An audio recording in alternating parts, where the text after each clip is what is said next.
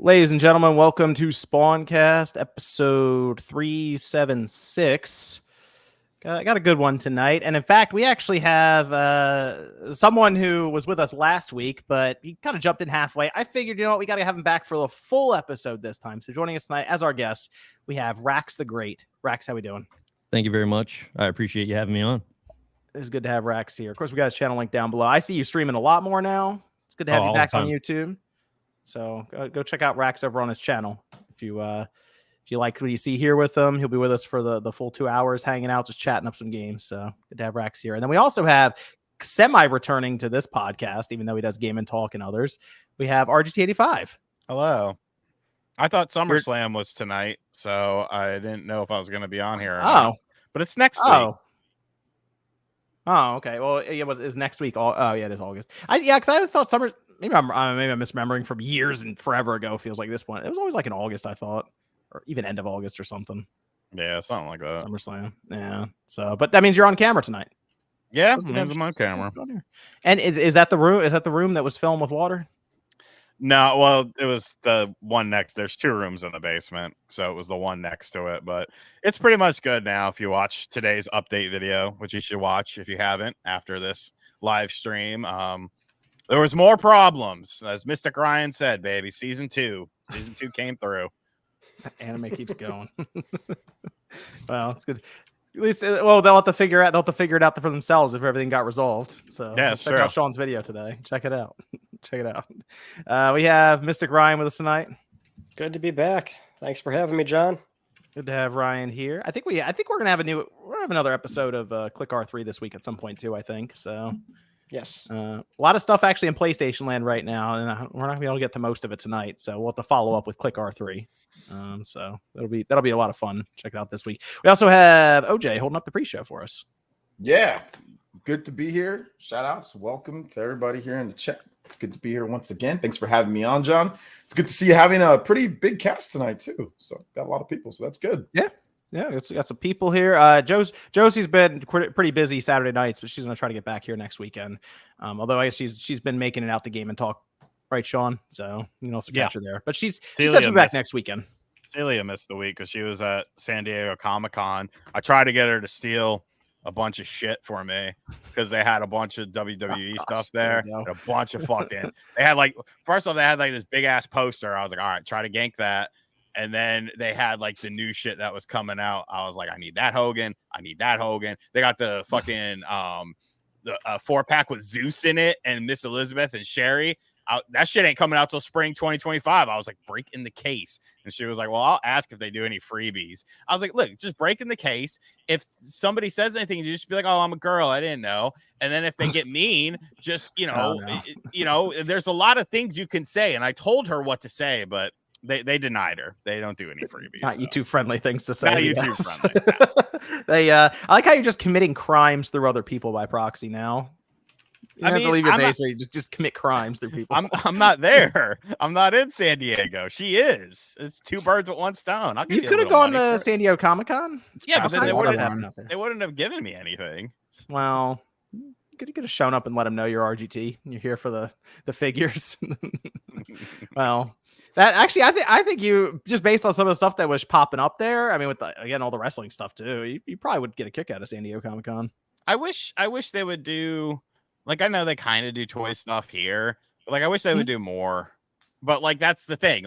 All of this is for the rest of 2024 and early 2025. So now there's not really going to be any sort of big announcements or anything like that. So yeah, I was gonna say San Diego Comic-Con just has a lot of action figure toy brands there a lot too. So you see a lot of that stuff.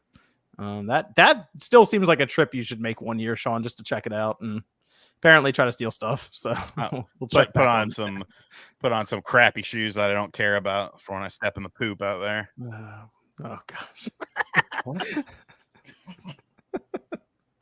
Well, we have, as I mentioned, we have a pretty good show tonight. A lot of stuff to get to. I do want to go over to some of the Patreon members, of course, supporting this show and many others. Starting at the top, we have John O, Joshua Butts, Mr. Joby, Justin Maverick, The Game Orb, Trent A, Drunk on Tacos, and then a Billion Cats, who I hear is Sean's favorite member over there. Might have to restrict his access. Spawncastnetwork.com. It's like down below, patreon.com/Spawncast. Shout out to all the members over there. And I do want to go over to you guys did Game and Talk this past week, Sean? Yes. Okay, yeah. So check that episode out as well. It is live, and then we also have Click R3 coming up this week. So a lot of stuff hitting right now. A lot of stuff. Let me go over. We'll start with. Why don't we start? We're gonna start with the Bioshock movie stuff. I just want to get that out of the way because this is all stuff coming out of San Diego Comic-Con. Again, we could have had Sean there, eyes and ears on the floor there. What would be fucking? Ooh, what's going on with the Bioshock movie? Yeah, see, you could have been there. No, I said I wouldn't be doing that. I'd be at the Mattel booth and the Hasbro booth, looking at the new Ninja Turtles and shit like that. Fuck all that. I would watch those videos if you were there, getting hands on with the figures. Just watch Pixel Dan. That's what he's doing right now. He's got tons of videos. Shout out to Pixel Dan. Well, he doesn't walk around with his sunglasses on and his Hogan shorts around his knees. The cell phone is heavy. I can't help it. I had to go to Home Depot to buy a thing, and like I was wearing my sunglasses, and like I was so tired that I completely forgot. Like I was in a store and I just took out my vape and I started hitting it, and I was looking at the different faucets. I'm like, wait, I can't do this here. Like luckily nobody saw me. Anyways, Bioshock movie. Well, I want you guys to picture Sean very quickly because there's a video I think Rax you posted up on over on Twitter. Oh, this of him trying to hold his pants up while he's walking with a suitcase or something. Yeah, I wish I had gotten more of that. I want you to picture that and Sean walking up. So at the convention center, there are shuttles that'll take people back and forth, and they had a lot of them for voice actors. They had one of the Secret Service looking cars back there. Like it was like blacked out tinted windows. The guy was, he's basically Agent 47, just hanging out waiting to take people back and forth between the convention center hotel. And so for the Too Many Games people, they have shuttle back and forth for the guests, and then apparently they had these Secret Service looking shuttles for the voice actors, and Sean just rolls right up in his pants falling down, his Hulk Hogan pants falling down, and the glasses, and he just walks up to the guy. I don't even know what you said, but he did not look happy with you, Sean. No, I just asked him. I was like, yo, y'all for the Hilton? Y'all taking people back to the Hilton? He was like, no. I'm like, all right, fuck off then. not for you. Not for me. Yeah, not for you. He saw you coming. He's like, because we were loitering around there for a little bit, and Sean was just hitting his vape and just looking like, Sean basically. Then approaches the Secret Service vehicle, even considering that it might have been for us. And the guy's like, no, it's not. It was good. It was good. They had that thing rolling though. Every time I walked out of the hotel, they were there ready. So let's go the Bioshock movie. Okay, so what's happening here again after San Diego Comic-Con? We've learned that it is still a thing. They're still going to do it. It's still with Netflix. However, they have pulled back on the budget, and while it was confirmed back in 2022 to be happening, now it's going to be a more personal story, which it tells me that they're basically like, maybe not so many special effects or big grand sweeping views. More personal story with maybe one person that we'll follow along with. The thing that's amazing to me is it's taken them this long to even try to do a Bioshock movie. Like Bioshock, the best Bioshock I think most people say is the first one, and that feels like an eternity. It feels like another lifetime ago, and they're just now getting to a new Bioshock movie. I'm just curious how they plan to do that with like Bioshock. To me, seems like it would be a movie that would be dependent on a high budget and a lot of special effects to make it work. Like how, is someone really going to care about underwater life? Like, I just don't see how that's going to work. It's a movie, right? It's not a. Yeah, they should have done They should have done a series. Bioshock has like a really cool lore and story. They should have seen do like an Amazon or something series. Like I don't know if a movie's going to work for like something like Bioshock. I honestly thought it was going to be a series at first. That's what I thought. I thought they were going to do a series too. But and what's up with the timing of this? Like, is there a new Bioshock game to supplement this or something? Like, so there is a new Bioshock game that's in development. We had a screenshot leak out somewhat recently, but we don't know when it's coming out actually. So that's the only issue. They could have the movie come out a year after because it actually sounds like the game is kind of close. So I think it's possible we see the game in 2025, but maybe release 2026. I think they missed their window on this. This might be they might have missed the window on this one. I don't know. It's a Netflix movie, right? Netflix, yeah. Yep. That's just money laundering anyways. Well, they cut the budget back for whatever. I don't know. I mean, they have to allot so much money depending on projects, but maybe even they were thinking it's kind of risky. It comes down to the game. If the game comes out and it's good, then it could get eyes on it. But I think a series would probably do better for them overall than a movie. But I mean, I don't know. Personal story. Follow one person around.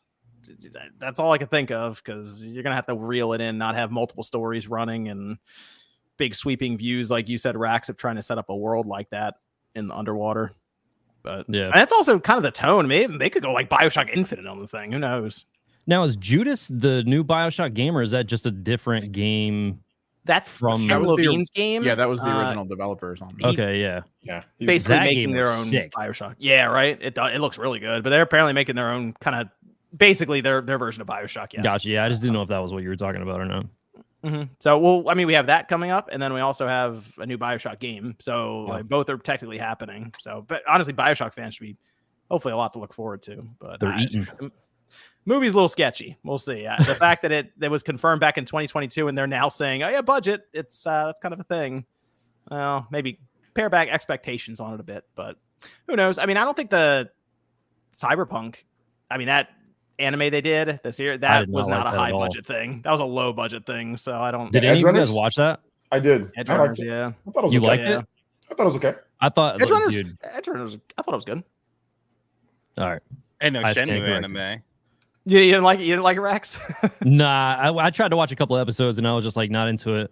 I mean, it's not as good. It's not as good as, like, you know what I mean. So it's like it's not as good as Castlevania. Like if you're trying to compare, it's it's like nowhere near as good as Castlevania or amazing, like actual like animes. But how's it comparative to Shenmue's anime? Shenmue's anime? Did you not watch the Shenmue anime? You got more backstory on Mark, who's one of the most mysterious characters in the game. What happened with his brother? I'm not into Shenmue. I don't like Shenmue. Could have just wasted time playing the third one and resolved nothing. One of the greatest Japanese franchises. I don't know about that. I mean, no, I'll say that it's one of the most iconic because of what it did, like in terms of like the technical, like what it did on the Dreamcast back in the day. I will give it that. YouTube.com. Yeah. Thank you. So we'll see with Bioshock. Like I said, I'm thinking that we'll see the new. We actually might see the new game maybe at the Game Awards end of this year. So keep an eye out for that. Ubisoft. Okay, so I know people are up on this one because I've seen one person in here make 2 videos on it. Did Ubisoft issuing an apology? Shit else happened. Got to talk about something. Hey, Ubisoft issuing an apology, and this is one that a lot of people had quite a few opinions on. Maybe I would call it more of a statement. Okay, I can see that statement. Yeah, because they said we're sorry or we issue apology, and then they went on for another like 2 pages after that. So yeah, I can see the statement. There's a lot of talking to after that point. But they issued this, and it got a lot of viewers, like a lot of views on this thing. I think overall on Twitter it was 15 or 16 million views in 24 hours or something. So there's certainly a lot of people are looking at it, but I really don't know how necessary this apology even was, because I don't think this changed or moved the needle on anything. I mean, I guess if their strategy was to get people to talk about it again, the game further, I guess it worked in that regard. But I don't think that was their strategy. I think they actually felt, because of the petition, that Japanese gamers potentially were being misled about a franchise that they don't really buy. You see what I'm saying? So I think they maybe wanted to clear the air with them, because Assassin's Creed is not popular in Japan. Don't let these weirdos tell you that it is. It's not. You can look at the Japanese sales numbers. Assassin's Creed does not do anything, does not move the needle in Japan when it comes to sales. But I think that since this is the first game set there, obviously it could do better there. And I think that there's definitely a lot of information that was coming out from people saying things, and they wanted to clear the air. So yeah, I mean, I don't think it was necessary really either. But I mean, I can see why they maybe wanted to say it, I would want to also correct myself. That tweet now has 32 million views on it, with the 4-page, we'll say, statement, as Sean mentioned. They do say though it is towards the Japanese community, so that's really who they're speaking to here, and really no one else. Because of the petition. You think it was just a petition though? That's definitely, it was the petition plus these fake ass or these weirdo politicians that are trying to get clout out of nowhere. Like we had our politicians that tried to step into games, right?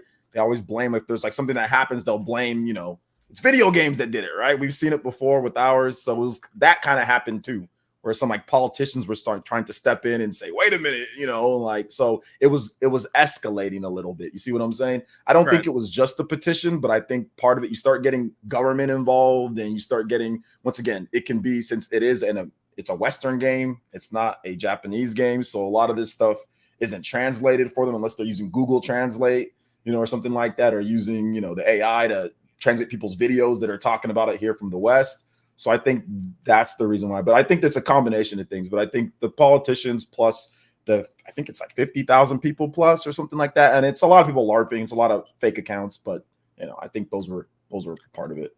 But so you think it's mostly just social media related?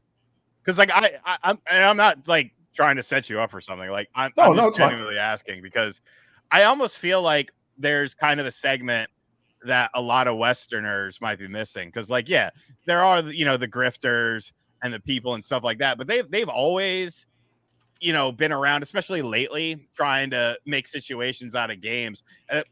And I the thing that, because I feel like if they just came out and made this a blanket statement and didn't say, dedicated to the Japanese audience, then I think it would have been easier to just assume that it was because of all the online bullshit. Like, I just don't know if this is, actually maybe a bit of a deeper problem in Japan, because it's their history, their sort of culture, their, symbolism. Like I think Ubisoft used like a Chinese symbol in the Japanese thing, and that was another thing that they were upset about. It was a flag. There was a certain flag that they did not like. Right. So I kind of wonder, just how big of a problem it is in Japan, because I don't think any of us really truly know, unless you were in Japan or followed all these Japanese accounts and stuff like that. So I don't know. I think it's an interesting situation, just because you've never seen anything like this with any other game, to the point of where a company had to apologize to an entire segment of their audience or potential audience. Because I do think that the game, probably has more interest with the Japanese audience, even though, like you said, they don't really play Assassin's Creed. I think being set in Japan, it's kind of like, one of the fever dreams. It's kind of like a Forza Horizon being set in Japan. That's another fever dream that a lot of people have. So I think it's an interesting sort of thing. It's weird how it's played out. No, yeah, I see what you're saying. Overall, it's hard to tell because, once again, Japan is overall, we don't speak Japanese, and like Google Translate isn't accurate. You can only do so much, and we're not on forums, and a lot of times Japanese people will just use English. If they are Japanese, they'll just use English. So yeah, I mean, it's hard to tell, but once again, like, you've got the problems, like when you got people that are like stupid that are interjecting, and then it muddles. Like you got, like I said, LARPers and people, and like they're trying to dress up like they're Japanese, and they're saying stuff, and like they've been outed as that. So you don't know exactly where it's coming from sometimes. Like, yeah, I definitely think that there's some people, but once again, I think that also comes from them not knowing that Assassin's Creed is not based off of it's not 100% accurate. Like, it's not, everybody here knows that, but I don't think they necessarily, everybody truly knows that. There are people that are just that actually thought that Assassin's Creed is like a freaking history book or something like that, and it's not. It's always the time when you walk down the street with an apple killing thousands. Yeah, but that's what I'm saying. Like, there's go into those threads. There are people that are saying it's always been historically accurate. I'm literally, I've talked to some of these weirdos. No, yeah. They think that it's historically accurate, and Assassin's Creed has never been 100% historically accurate. Like, never, ever. Since I've been playing it since the beginning, since 2007 when the first game came out, so. Yeah, they kind of went off the rails for the few of the stories. like some of them got a little crazy. I'll say that. Like, I don't remember Assassin's Creed 3 when you get towards the end. It's like, okay, what is going on here?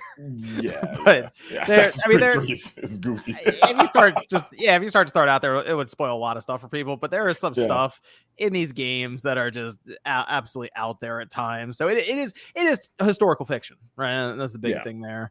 But I see so much stuff get thrown around on social media that it does make me at time wonder if the people who are talking about some of the stuff are that knowledgeable in the games in the first place, or if they're even playing these games. Bro, I go, they're not, bro. I think the funniest one, and I know this isn't everyone. The funniest one, somebody was like, "Well, they need to just do a game in Africa," and then somebody was like, "They did it, they did." And then he was like, "They're like Egypt," and he's like, "That's not in Africa." And I'm like, "Oh shit." Well, freaking stupid.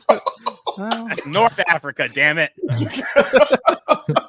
And they're like, they don't even know. Some of them don't even know. They're just arguing. They're getting grifted and they're just arguing just to argue. It's like, oh God. Okay. So I thought about this. I wonder if one of the reasons they would issue this apology is if maybe pre-orders, some kind of thing that they would track for sales is lower than they were expecting. So they felt the need to act in some way, whether it is to drum up interest or discussion or maybe trying to, I don't know, smooth things over, because Assassin's Creed Valhalla did make them $1 billion.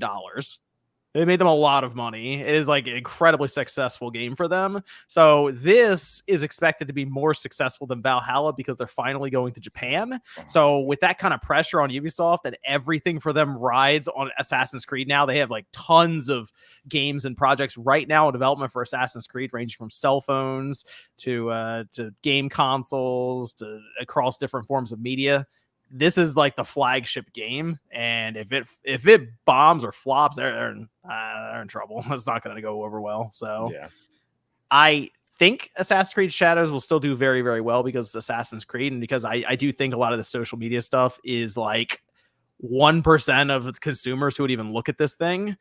But it is interesting that they felt the need to make a move like this and issue a statement. Can it really do as good as Valhalla? Because Valhalla was on everything, if I'm not correct, right? Except for Switch, but it's on PS4, PS5. This is only on Xbox Series, PC, and PS. So are they expecting it to do as good as that? I think Shadows will sell for a while, and I think they probably will get it on Nintendo's next system, and this will probably be like a 5 or 6 year project for them. Okay. So you're just talking about like overall, because like Valhalla did really good. Like it was like blockbuster from the very beginning. So yeah, and if there's one thing I can't underestimate Ubisoft on, is their ability to find other things to sell you in the game. So their metric is revenue. Like, how much revenue did this make? Valhalla made $1 billion. Can we make 1.1 or 1.2 billion with Shadow? You know, there's a lot of nonsense in this game. Get some EXP boosters in there. Yeah. I mean, dude, people are talking about all this other stuff instead of the game. Like, there are missions locked behind the special edition. Like, you need to buy that for it. The game itself is not all on the disc. You get the disc, you pop it in, you still have to download half the game. And let's face it, you're gonna boot this thing up. There's gonna be microtransactions. There's gonna be experience boosters. There'll be a lot of stuff, I'm sure. So it's just funny that Ubisoft is able to do a lot of that stuff, and no one's really putting a spotlight on it. Yeah. Absolutely. I think Ubisoft needs to be a little bit more worried about Star Wars Outlaws. Did you watch that gameplay, bro? Yeah, I will say for a Star Wars release, Outlaws is just like there. Like I like the Star Wars games that come out when we have things like we had Jedi Survivor. Like that game, even though it had a lot of issues, I still played through it and enjoyed it. Outlaws, it's just not really moving the needle for me to be excited about it. It's kind of there. I'm just like, I think the premise was really attractive to me, but then I watched that 10-minute IGN gameplay and I was like, this is a AAA Star Wars current generation game. Like, are we sure? Like that the AI seems very suspect. There's a very fun. Did you watch it or no? I haven't seen it yet. No. So there's one point where she blasts through the rocks. And then she just walks through the rocks like they were nothing, but they're still there. But they changed the camera so that you don't notice it. The AI looks very bad. The explosion effects don't. It seems something seems weird beyond just, you want to debate over the main character. That's fine. You can do that. Whatever. I don't care. I'm looking at it from a gameplay perspective, and this gameplay looks sus. Like, I'll still play it because I want to check it out. Because worst case, if it's a bad game. People love bad game reviews, but I don't know, man. They're going to hit the emergency glass over the lightsaber. All of a sudden, halfway through, she's going to become force sensitive and start swinging a lightsaber around. Skywalker comes down. I am here to save the day. So we're actually going to judge. They got lightsabers now. we're going to judge the game based on how it looks. We're actually going to do that here. Is that what it's about now? Judging the game based on how it actually looks. I didn't. Okay, I didn't know. I will say this. a lightsaber does sell these games a lot easier. When they did Fallen Order and they first showed that, and they had Cal go out into it was raining, and he gets his lightsaber out and he starts like deflecting blasts and stuff from stormtroopers. It looked incredible, and I was like, all right, this is it right here. I feel like it's an uphill battle when you don't have things like force powers or lightsabers in a Star Wars game, like outright. It's already that's hard the coolest thing about Star Wars is lightsabers and force powers. This one, you're just like, it's just like a bad Mass Effect game. That's what it looks like to me. It just looks like a bad version of Mass Effect. I don't know. I like Shadows of the Empire did a pretty good job of like not having lightsabers and all that stuff. Like, I feel like if they rebooted a Shadows of the Empire or like remade it, yeah, dude, that would be sick.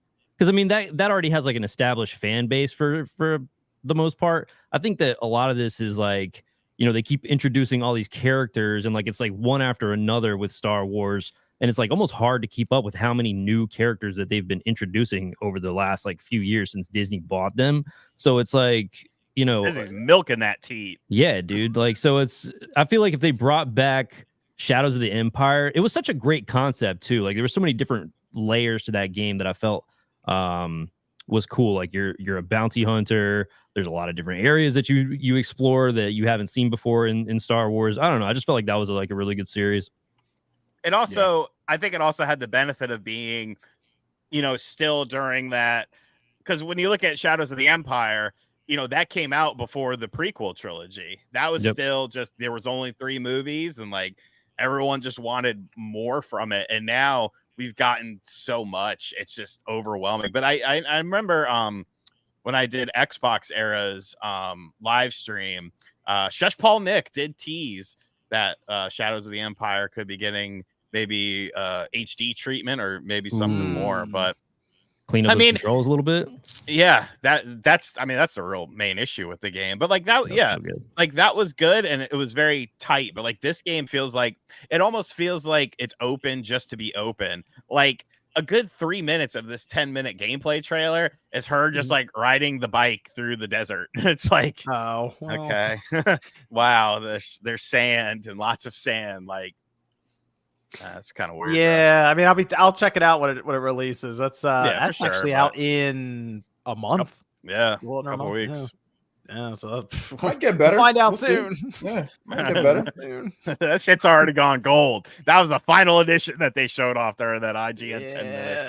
Well, I will check out that gameplay. Baby. You said it was like 10 minutes or so? Yeah, it's a very funny watch. Like the like-dislike ratio is crazy on it. And it's just like people are like tagging like certain times of like explosions and stuff. And it's rough. It doesn't look super polished. Ubisoft, that if she gets a lightsaber in the game, don't hold it back. Drop that in the launch trailer. There's gonna be a day 1 patch. Don't worry, guys. There'll be a day. Put the lightsabers in day 1 patch. No, there'll be a day. There'll be a day 1 patch, and the game will be better. Hopefully for you guys. Hopefully. The Xbox 360. Okay, the Xbox 360 store shuts down Monday, 29th. Monday the 29th. Yes. internetarchive.org. Okay, yeah. You know, you actually said that, Sean. How many people still seem unaware of that? Yes. You mentioned that. I did a podcast the other night with Radical Reggie, this guy Joe Rad, and forget the other guy's name, but I subscribe to you. Why so name Rad? Rad? Hey, that's like an 80s thing, yeah, right? If you're an 80s, yeah, he was an 80s dude. Super rad man, rad racer. But yeah, like I was just like, dude, you can go on internetarchive.org and like you can get full libraries of everything, including, you know, the Xbox Live games that were on there, the Xbox Arcade games, and then full retail Xbox 360 games. And they're like, what? They were looking it up while I was doing it. They're like, holy shit. I was like, yeah, dude, you got to go on there. Yeah, the 360 storefront shutting down. That's but almost 19 years later. And then we have, what is the PS3 store still up, Ryan? Just looked at it this past Tuesday. How's that looking? Not great, John. Oh, well, is this not? There's no upkeep on it. It's holding together, but like barely. That was like the point of the video. It's like, all right, we got 360 shutting down soon. That means PS3 and Vita are holding strong from that legacy. Like they are still operational. They were going to shut down 3 years ago, but they're still working for now. But my God, it's just like, it's weird. It's like crumbling apart. Like all the filters are broken. Metadata is completely broken for a lot of store listings. So it's like, I'll always advocate for like legal buying if it's available. Like if it still works, then, go buy it. But it's like such a pain to navigate that store nowadays. It's like, there's got to be not even a skeleton crew, like one guy assigned to it or something every so often to check in and make sure it's still working. He just shows up on Tuesdays. It's crazy. Part-timer. I mean, that's it. That's the last thing left from that generation, right? Is that PS3 store after Monday. And Vita. PlayStation and Vita. Yeah. I mean, I'd kind of count PSP as that generation, right? No. Vita's like the... No, really? Okay, you got Vita in there with the PS3? Well, PSP is completely shut down. Yeah. But at least PlayStation 3 is still working, and then Vita's got a little bit, I guess, extra of a further out cycle, right? Because that shipped in 2011 in Japan, 2012 in the US. So, but it's like the same basic framework. Like the PSN foundationally is like there's like Vita, PS3, PSP, and everything after that's PS4 and up. For the record, the entire PS3 PSN library is available on archive.org. I'm looking at it right now. Thousands of games available with just a click. And RCPS3 just got another update, and it works great. Probably, I can't imagine there'd be any issues playing any of those. Same with Xbox. How's it run on that ROG Ally? Great. Video tomorrow. I was talking about the old one. I even know there's a new ROG Ally. There's a new one. Shut up, you fucking idiot. Wow. I've played a ton of stuff. Even on the 1080 works great, but then you get the 3080 and it's like, ooh, so much better. But yeah, I mean, there's tons. It's always a shame because there was so much cool stuff on there. It was one of the first storefronts, so you had HD versions of games who talks about Earthworm Jim HD, which was the HD version of Earthworm Jim 1? Like nobody, but it was available on there. I do want to say though, if you download Xenia to get to play some of these Xbox 360 the Xbox Live games, you do have to change one parameter. If you watch my video on how to set up Xbox 360 emulation on your PC in 2024 that I released like 2 weeks ago, I think it was. It shows you what to do. It's very simple. You just have to adjust one setting, but it's in a text menu. But that's the only thing you have to do because it has a weird thing where it'll just play a demo version of the game, not the full version. And you have to change one thing in the text file to make it the full version. But, it's a shame because there is a lot of cool stuff on there. The HD Sega games. You had Knights on there. You had Virtua Fighter 2 arcade version, or you could switch back and forth. Daytona USA, like very, very cool storefront. And a lot of us obviously grew up with it. It was one of our first internet storefronts, really. It was. It is also weird to hear that though out loud. The 360 turning 19 at the end of this year, November. 19 years old. That's crazy. I mean, it's next year 20th anniversary for the 360.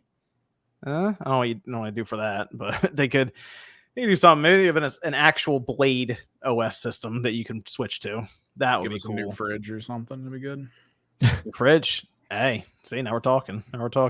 It's but Sean's right. A lot of the stuff once a company takes down their digital storefront and they no longer want to sell it to you. Yeah, fuck you. It's kind of fair game then, they consider it legacy. They're not holding it up anymore. And a lot of those arcade games were already kind of being pulled down, like Soul Calibur HD. That's one. That Simpsons, X-Men were on there. There was a weird WrestleFest that had new characters in it. That's been long gone. That's the other part of it. There's like, I think 360 has 400 something things delisted, like as of right now. It's a lot. And then PlayStation 3 too. That's the other point. Like PS3's got 300 something, no, nearly 400 content items that are completely gone already. So even if you wanted to buy them, you can't. Yeah. And these, there was a very creative time in gaming. It's kind of like people look at the indie scene now, but this was like indie scene and licenses were getting thrown out, I think fairly cheap with how the pricing was for some of those games. And people were just doing everything. They're taking a shot at anything. Dude. Yeah, it didn't matter. It was easy to drop on there. It was a couple hundred megabytes usually for a game, and you were just every Wednesday or Thursday. It would update, and you just have a bunch of stuff there. And it's like, all right, cool, let's go. The Afterburner games. You ever play the Afterburner game on there? Yes, I did that actually when I modded that 360. That was the second or third game I loaded up on. I have video of me playing it. It was crazy. So good. Yeah, so I do recommend people just getting a hard modded 360 and just go to town with it. It's an awesome thing to have. So, or if you got a decent computer, you know, just that too. It's easy to set up. Yeah. So, and I guess that's the one somewhat silver lining here is that there's been a pretty major push for emulation for 360 recently. So like it is getting a lot better, and PS3 is getting there too. So it's I will say PS3 emulation is better than Xbox 360 emulation. Oh, wow.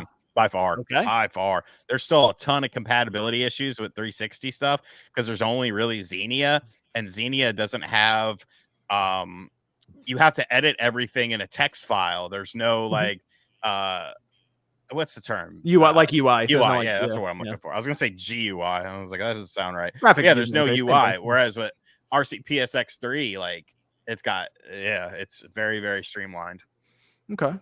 Yeah, I have there's a certain, like, you can actually get a Blu-ray drive for your PC that's correct, and it'll even rip your Blu-rays too. Like I have one of those in a computer, and he's ripped the whole library you have, or obviously people just download them, but you can do that too. That's 360 store going on Monday. If anyone wanted to pick anything up, some of the scraps are still there, and they've discounted. Some games are like 90% off. They just like, there are games that are like $1 or $2 all over that storefront if you could navigate it. Like Ryan mentioned with the PS3 store, 360 storefront's not much better. It is like held together with rubber band and popsicle sticks right now. It's not great. So I was going through there though. They had like Gotham City Imposters, like, which is a game that I would love to see him bring back.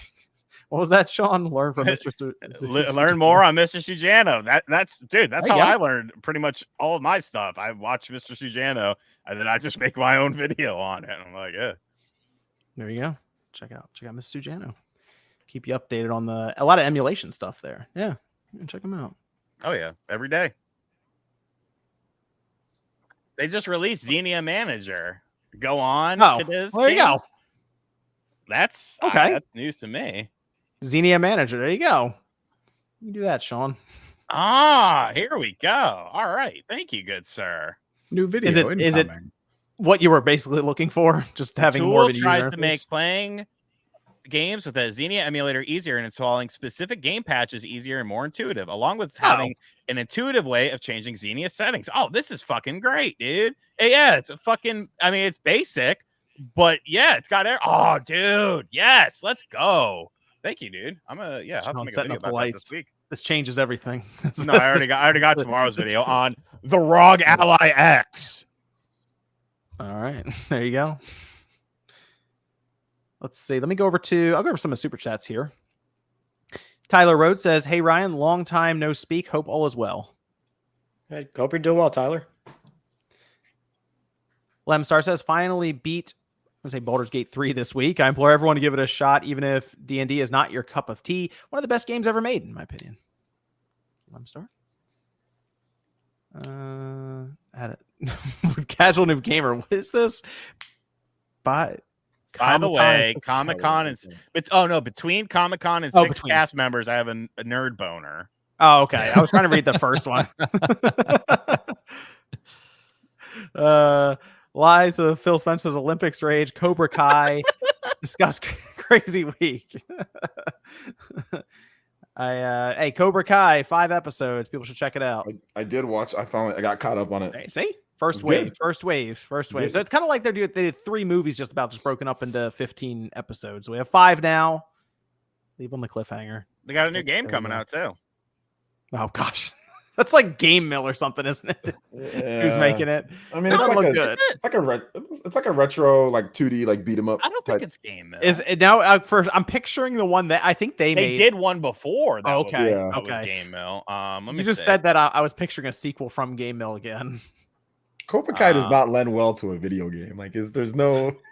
It's funny. Side scroller beat 'em up, man. Because it's side scroller beat 'em up, but they keep. No, but that's not how Cobra Kai is. Like it's a doesn't matter. High school drama, and then like they fight in a tournament. Like and like adults beating each other up randomly, like in the most. That sounds like a side scroller beat 'em up. What is that? They're on like streets and stuff like that. Okay, no, this is actually dubbed a Karate Kid game, and you know what it looks like?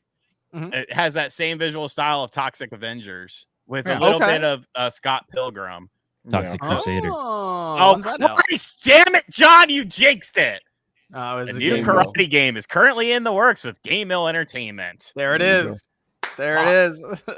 But it's I don't know. Not falling for that again. It looks okay-ish. Like it looks a lot better. If you I'll put the front. You can't get much worse than the other one. The other one was pretty bad. Here, I'll put it in the okay. I'll check. Isn't there a private chat in here? No? Great. Yeah, there's a private chat. It's smart private chat all the way on the right. Oh, I see it now. Anyways, John, you just shared the trailer in the chat. If you want to take a look at it, there it is. Okay. Thanks. You can pull it up, watch it on the thing. You got all this fancy production. Where is it? Where am I looking here? In the text chat, it says Spawn Wave, and there's a YouTube link. Here, I'll put it in the private chat too, since I found it now. Well, don't worry. There was a big YouTuber or a guy that didn't know how to turn off his Switch. He didn't know how to hard reset and turn off his Switch. I have to figure out how to put the game. Yeah, it's in the private chat. I have to figure out how to put the chat on the screen on Streamlabs OBS for when I live. Harder. That's harder than turning off. Yeah, you usually have to get some plugins for that one. I have some stuff. I'll look into it over the weekend. Let's see. Put it up for the people to say. That's not bad, dude. Ta-da! Look at you. That's where we get blown out by audio. Okay, there we go. Oh no. Oh, I'm adding some effects in there. See? Can you hear it? No, we can't hear it. Oh, but that's okay. fine. That's probably a good thing. But like, this don't look too bad, bro.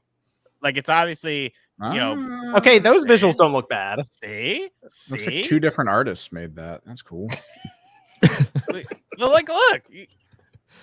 Like, that's not bad. That looks better. That looks better. That's not bad. Maybe Game Mill is turning this around. Well, Game Mill publishes. Somebody develops. Oh my gosh. They just showed it. Nope. Look at that. Come on. Oh, my goodness. Hell yeah. Dude, that looks like a fucking... Why is he trying to beat a woman? The ultimate bait and switch. That was an abomination, right? What was that, Miguel? Was that Miguel? Is that the same game? I don't think it's the same game. No, it's not the same game. This is this is the good one. This is the new one. This is what's the other game? I want to know what the other game is. I know that. What's the other game? Well, this is an IGN video, so they probably showed the last game. Was that the last game?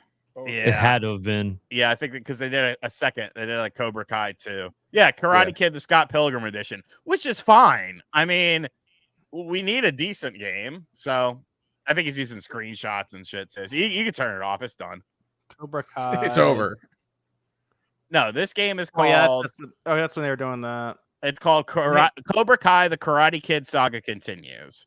And that other game is another game. It actually is. It's called Cobra Kai 2 Dojos Rising. So we don't fuck with that. We fuck with the first one only. How can you can tell? I mean, I don't do this, but you can tell the game's ass from the freaking title. Like Dojos Rising. Yeah. What? We could probably figure out who. Did it say who's developing it? It's Game Mill and who? I'll look it up. Yeah, it should be someone. It should be them publishing and somebody developing. Dojos Rising.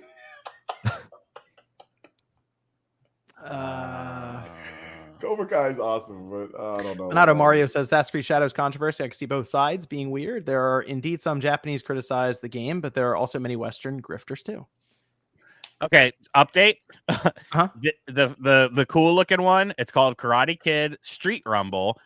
It's not tied in with Cobra Kai because it's just the 80s of San Fernando Valley and Okinawa. Okay. Pixel art, chiptune music. Let me see who's. Did it have Cobra Kai characters in it? Because I saw that Mohawk kid. Yes, it has the Cobra Kai dojo in it because there's challenges that you get from Cobra Kai. Well, Cobra Kai is in the original Karate, right? So that's not. But like the character, you're talking about the characters, Rex. They probably have like a lot of characters and stuff like that. You put in. Gotcha. Outlook. I mean, as long as okay. Oda Click Game Studio. I mean. Oh. Okay. I feel like I'm not familiar with them. They're based in Argentina, so Okay. you know, Okay. that's they made Stranded Deep. They really out here trying to save as much money as possible. You know, if you take the conversion rate of Argentina. Is that true? You take the conversion rate of Argentina, bro, with dollars. Anyway, I ain't gonna get into that. But yeah, they try to save. No, I'm gonna hit these people up because Stranded Deep was popular for a little while. That was that game that people played on Steam. You want some work done? Find some people in Argentina, bro. Like come on now. But, I mean, listen, I'm glad that they're giving people in Argentina work. I'll say work. that. Yeah, it's work. Don't get me wrong. It's work, but they definitely that was not a random pick. Let me just say that right now. That was not a random pick. This is from Sunday Walk saying, anyone playing EDF 6, Earth Defense Force 6, great game, just classic fun. I'm not playing it. I did hear there's a whole issue on Steam apparently because the Steam version makes you sign into the Epic Games Store to use it. And it like doesn't work at all or something. It's garbage. Is that the one that has like chibi characters? What? No, that Earth Defense Force is like where you have like all the big monsters. Well, no, they did do one. It was like a chibi version. Yeah. Adrian says, yet another sausage fest, I see. There you go. Happens. Vita says, anyone else hoping for Redfall 2 at Gamescom? No. Fuck yeah. I gotta pay. This is for Uncharted Wolf says, question for Ryan, what PS3 game should I look into collecting before the store shuts down? I feel like those prices would skyrocket afterwards. Yeah, they're probably going to get not great. I mean, it's the same sort of scare we saw with the original announcement. You could probably easily check price charting and just like look at that graph and see what spiked right near the announcement back in like, what was it, April 2021, I think, somewhere around there. You're probably going to want to focus on, because this is still going to be a lot of money, but like the Best of PlayStation Network Volume 1, which is the only volume, but those are some digital games that were printed on disc. Maybe quirky stuff like I Create, which is not a game, but like that game is printed on disc and it's like $5. Watch that go up because obviously that'll be delisted. Something like maybe Siren Blood Curse, which doesn't, I think, have an NTSC print, but there's like a PAL version and that's already like $80-$90. So you might want to grab that. I'm sure like horror games are always going to like skyrocket in price after their availability becomes more strict. It depends on what's still like on the store, right? Like the other like sort of like Puppeteer or Folklore, if they're still on the store. I don't think Folklore was ever printed or published on the PlayStation Store, but you're just going to want to do some due diligence. I'd probably like check price charting and cross-reference that with what's available on the store, and then pinpoint what you're looking for. There you go. Chris says, hi, everyone. Do you think they will re-release the old Deadpool game now that the movie is out? Thank you. I feel like they're still licensing there, right? And I don't know if they re-release. They could, I guess. Didn't they port that to PS4? Like, you can just put that in your PS5 and play it. They port that to... Yeah, I have it on PS4. I remember playing that on the 360 way back when. Yeah, they do have it on. They do have it on the PS4. Yeah, it's $50 still. Wow, the price never went down on that thing. Always been kind of an expensive game. Oh, he just showed it, John. You probably weren't looking. He's got the physical. Yeah. Okay. Yeah, I just looked it up. It's still kind of pricey too. I know on the 360 it never went backwards compatible, so that version I know is still pretty expensive. That game's got some jank frame rate drops though. Pick it up with the PS4. There you go. It's a fun game. It's stupid as hell, but the frame rate drops get a little crazy. Casual Noob Gamer says, OJ, how much do Mexican pinatas cost in Argentina? They got to be pennies. They've got to be cheap as hell, bro.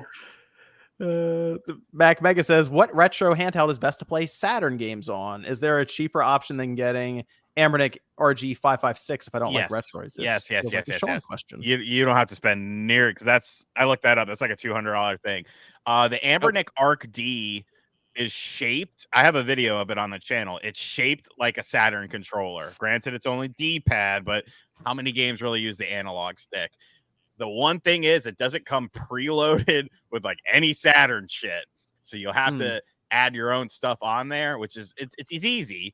But you would think that something that looks like a Saturn controller and feels like a Saturn controller that has a beautiful screen on it would come preloaded with Saturn stuff. But that would probably be my recommendation. I believe it's like 90 or so bucks. But I really like that. You have footage in your video you playing Saturn games on it? Oh yeah, because Mac Mega, yeah. My whole thing was like, why are there no Saturn games on this? What the hell is going on? And then I added Saturn games thinking, because I was like, okay, well, maybe they just don't run well on it, but they run great. So I don't understand why there's none on there. But yeah. Yeah, check out his video, Mac Mega, if he has footage of him being played so you can see the frame rate and stuff. But that doesn't seem like a bad deal then if you get it for under $100 for a Saturn emulator. If you got a little bit more, what the hell's that one that I use all the time? The wood grain one. It's still my favorite thing. It costs about $130 or so. What? Let me see. But it is the Ambernick RG351V. It looks kind of like, or no, excuse me, 405V. Sorry, the 405V. That can actually play some GameCube and PS2 stuff on it. I use that a ton. Kami says, hey, Rax, is RGT a good neighbor? No, he doesn't let me come use his pool. You can come over whenever. I only go during the week, though, because there's no one ever there on the week. But on the weekends, I feel like there's probably families and crap there. Sounds terrible. I will bring this up, though. We had Digital Foundry, and this got a lot of people talking about the Switch in terms of it being now in its 8th year. But they brought up the idea in their mind that Luigi's Mansion 3 is the most technically impressive game that they've seen so far in the entire lifetime of the system. And it did make me wonder if people had a different opinion on that, since as soon as this got out there, people were going back and forth on what game they thought was the most impressive on the Switch. So I put this in just as a fun little question. And of course, people in the comments and in the chat can throw out any games that they are the most impressed with on the Switch. And in this case, it doesn't have to be first party. I think Digital Foundry limited themselves to first party games in general. And that's one of the reasons they did come up with Luigi's Mansion 3. Although my pick's actually a first-party game, so but yeah, whatever. Strictly from a graphic standpoint, or what? They said just technically impressive, so I guess it's a mixture of like everything. Okay. It was mainly graphics. I watched the video, I went through, and they did first-party, but I mean, if you're looking at it from a third-party perspective, there really isn't. Like, there's some games, but there's not really much, third-party. I feel like the first game that made me impressed with graphics when the Switch first came out was probably Astral Chain.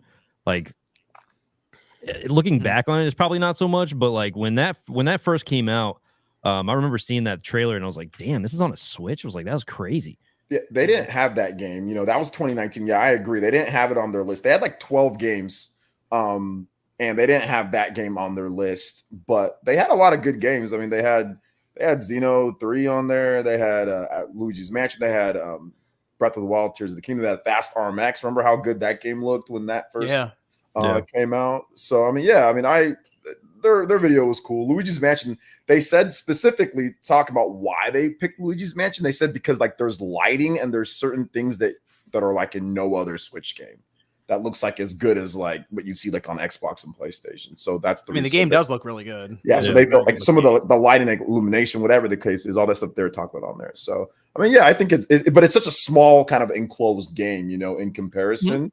But that's why they were able to maybe do some of that stuff. But it went a little bit beyond that. But yeah, I thought it was a cool video. But yeah, I pretty much agree with most of what they said there. The games that they picked, that's pretty much the best looking games on there, between I would have just put Astral Chain and maybe Pikmin 4. I don't think they had Pikmin 4 on the list.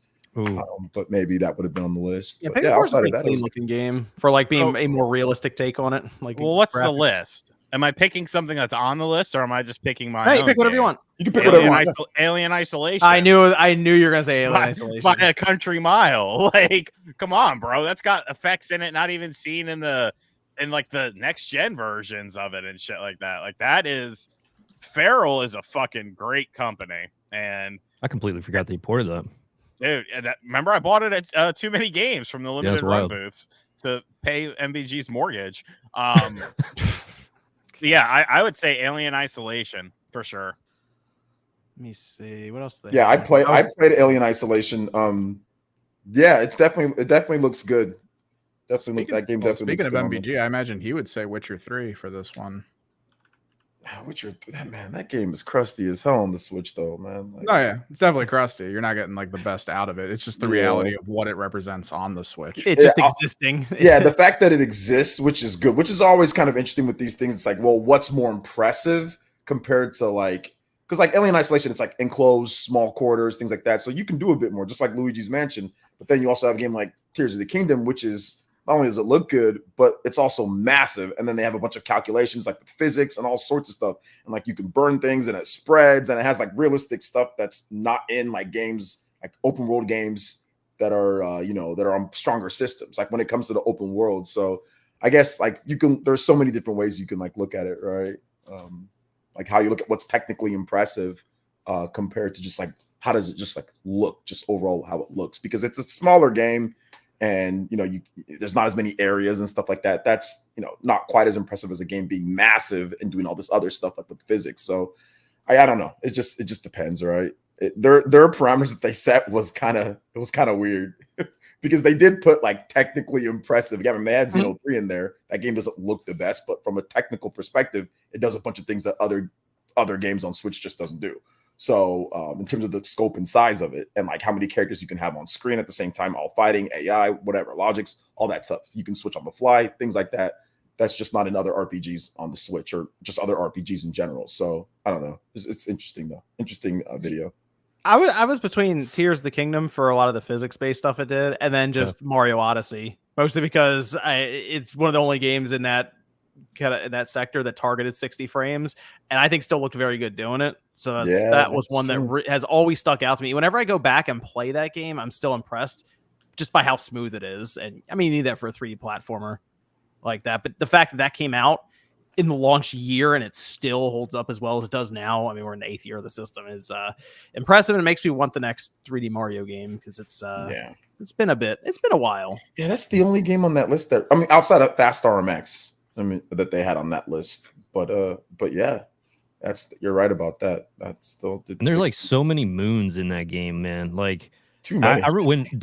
Listen, 999 moons, and I did that all in the first 2 weeks when that came out. I could not put that game down. Like I was on a rip and tear just trying to get every single moon.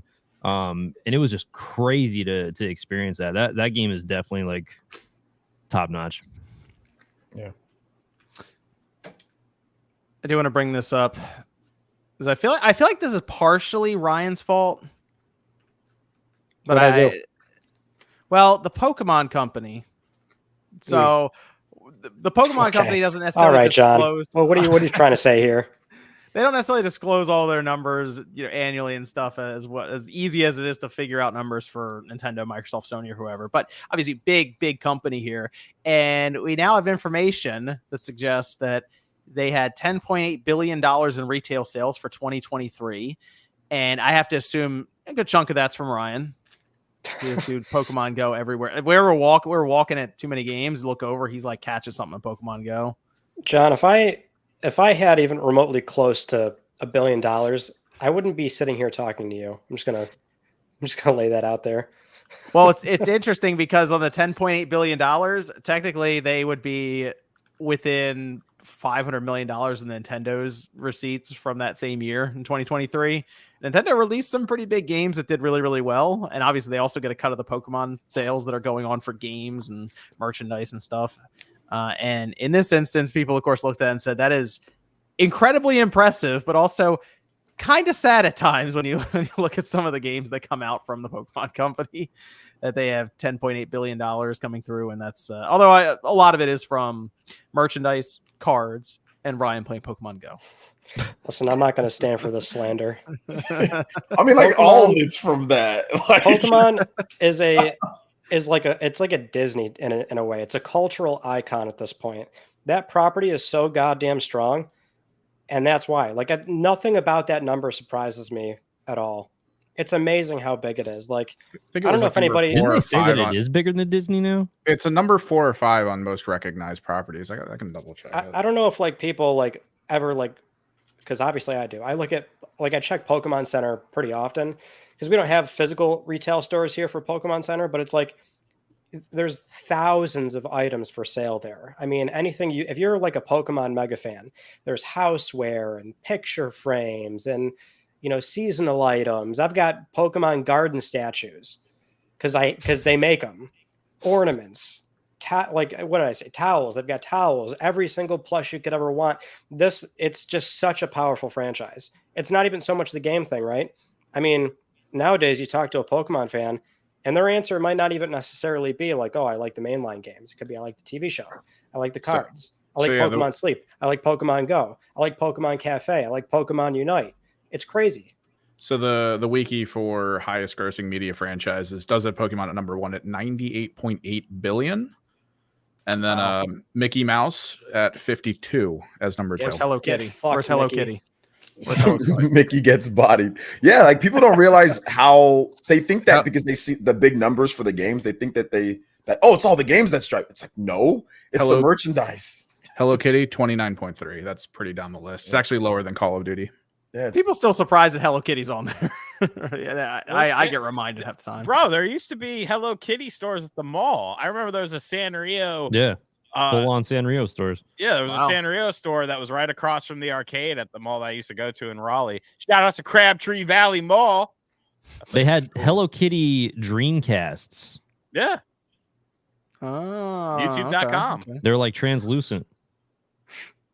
Interesting. The trick is they separate. Not a translucent Hello Kitty one. Yeah, there's pink and blue.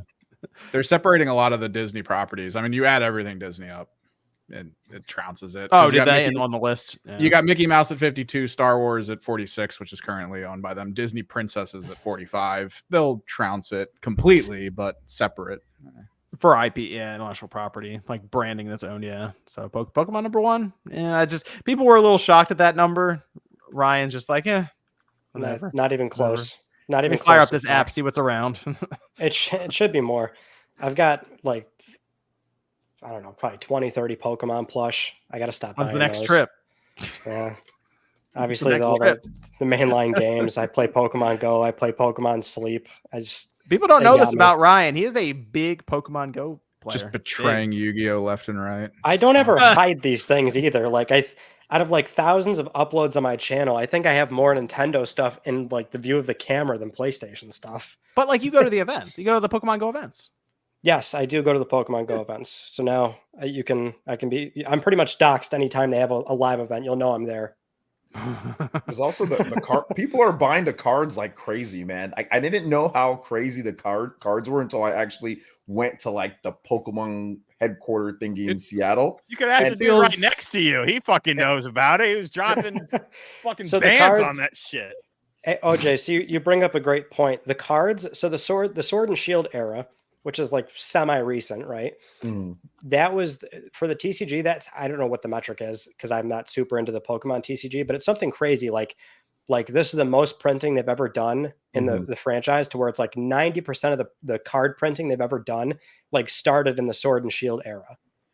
So it's like you've got 20 something years of Pokemon, then Sword and Shield and up, and all that accounts for like 90% of the sheer volume of cards that they've been printing. It's like, it's billions. So the TCG is like crazy nowadays compared to what it was. I noticed that because of what, like the vending machine TCG stuff that they had, but then like what they just gave me, they're like, hey, here's a bazillion Pokemon cards. And I was like, okay, cool. Like, I don't collect Pokemon cards anymore. I used to play competitively Pokemon, like, But you don't have to play competitively. This is mostly for collection's sake. Yeah. Like, that's what the bulk of the sales sales agree, are. But I used to collect and I used to play, like, at the Toys R Us, the Pokemon League at Toys R Us back in the day. I don't anymore, obviously. Toys R Us is not around, and I wouldn't do it. But it was just cool to see how much it's grown since then, because like Ryan was saying, it was not like that back then. When I was playing in the late 90s and early, the card game was not like this. It was popular and people were collecting and playing, but the amount that it's grown at this point is just wild, Yeah, I used to play at the behind the Days of Nights, Evan. They used to have the tournaments back there for Pokemon way back in the late 90s. No, they 100% still do. But it was like at that time, it was like the first editions were out. Everyone was just throwing these like Blastoise and Charizards around. Now people like get them encased in acrylic and like carbonite the whole thing. You gotta roll with the rain dance deck, dude. The rain dance deck lockbox and a freaking. But you know, you show up and there was always this like one 45-year-old there who just bought all the cards up and they're just destroying all the 10-year-olds. Because if you won, you got a little badge. And he's in there just destroying everyone. The thing that I hate is that people would cheat. People would put like some of their cards like in sleeves that were slightly different so they would know which one. And I'd be like, no. When I play with fish, I'd be like, you got to put it all in the same or take them all off. And I swear I would not. And listen, they'd make them take the sleeves off. I'm like, no, I'm not playing against y'all cheating asses, because people would do that all the time with Charizard, and people would do that with Blastoise, and people would do that so much. They'd be cheating. Yeah, but I've seen the cards now, and they just pile up in people's houses. It just looks it. I think Jordan at one point told me how many cards he had just in the back, and it sounded ridiculous. So it's. Yeah. You just deal with a ton of commons. Break a lot of packs. Yeah, he used to do that like on Twitch and all that. He used to just shout out Jordan. Packs. Yeah. I remember when we were at Too Many Games, John. I brought Pokemon singles to sell. I was like, oh, see if there's a card vendor here, because I had cards from like the EX era, so like they're like 15 years old or something like that. But remember, I brought Pokemon singles, and I found that one vendor in the back, and I dropped him off, and I'm like, when I appraised them at home, I must have fucked up it tremendously. Yeah, I was like, this should be like, maybe $100. Like it's worth a little bit more. They're going to obviously offer me less for like store credit. So like maybe it's worth 100. I dropped it off at the start of the day on Saturday, I think it was. Then circled back around like 7 p.m. once they were done appraising it. They're like, yeah, we can do $560 store credit or $440 cash or something. I was like, holy cash. felt like free money, because I bought Pokemon Yellow at TMG, and that's like a $300 game. So I bought Pokemon Yellow, which is a lot of money. Then I sold Pokemon singles, and then I made money. Then you spent it all on Yu-Gi-Oh cards. Shut up. Nobody talks. He's got stacks and boxes of Yu-Gi-Oh cards. He just keeps putting them on the table. Dude, I'm sleeving them right now.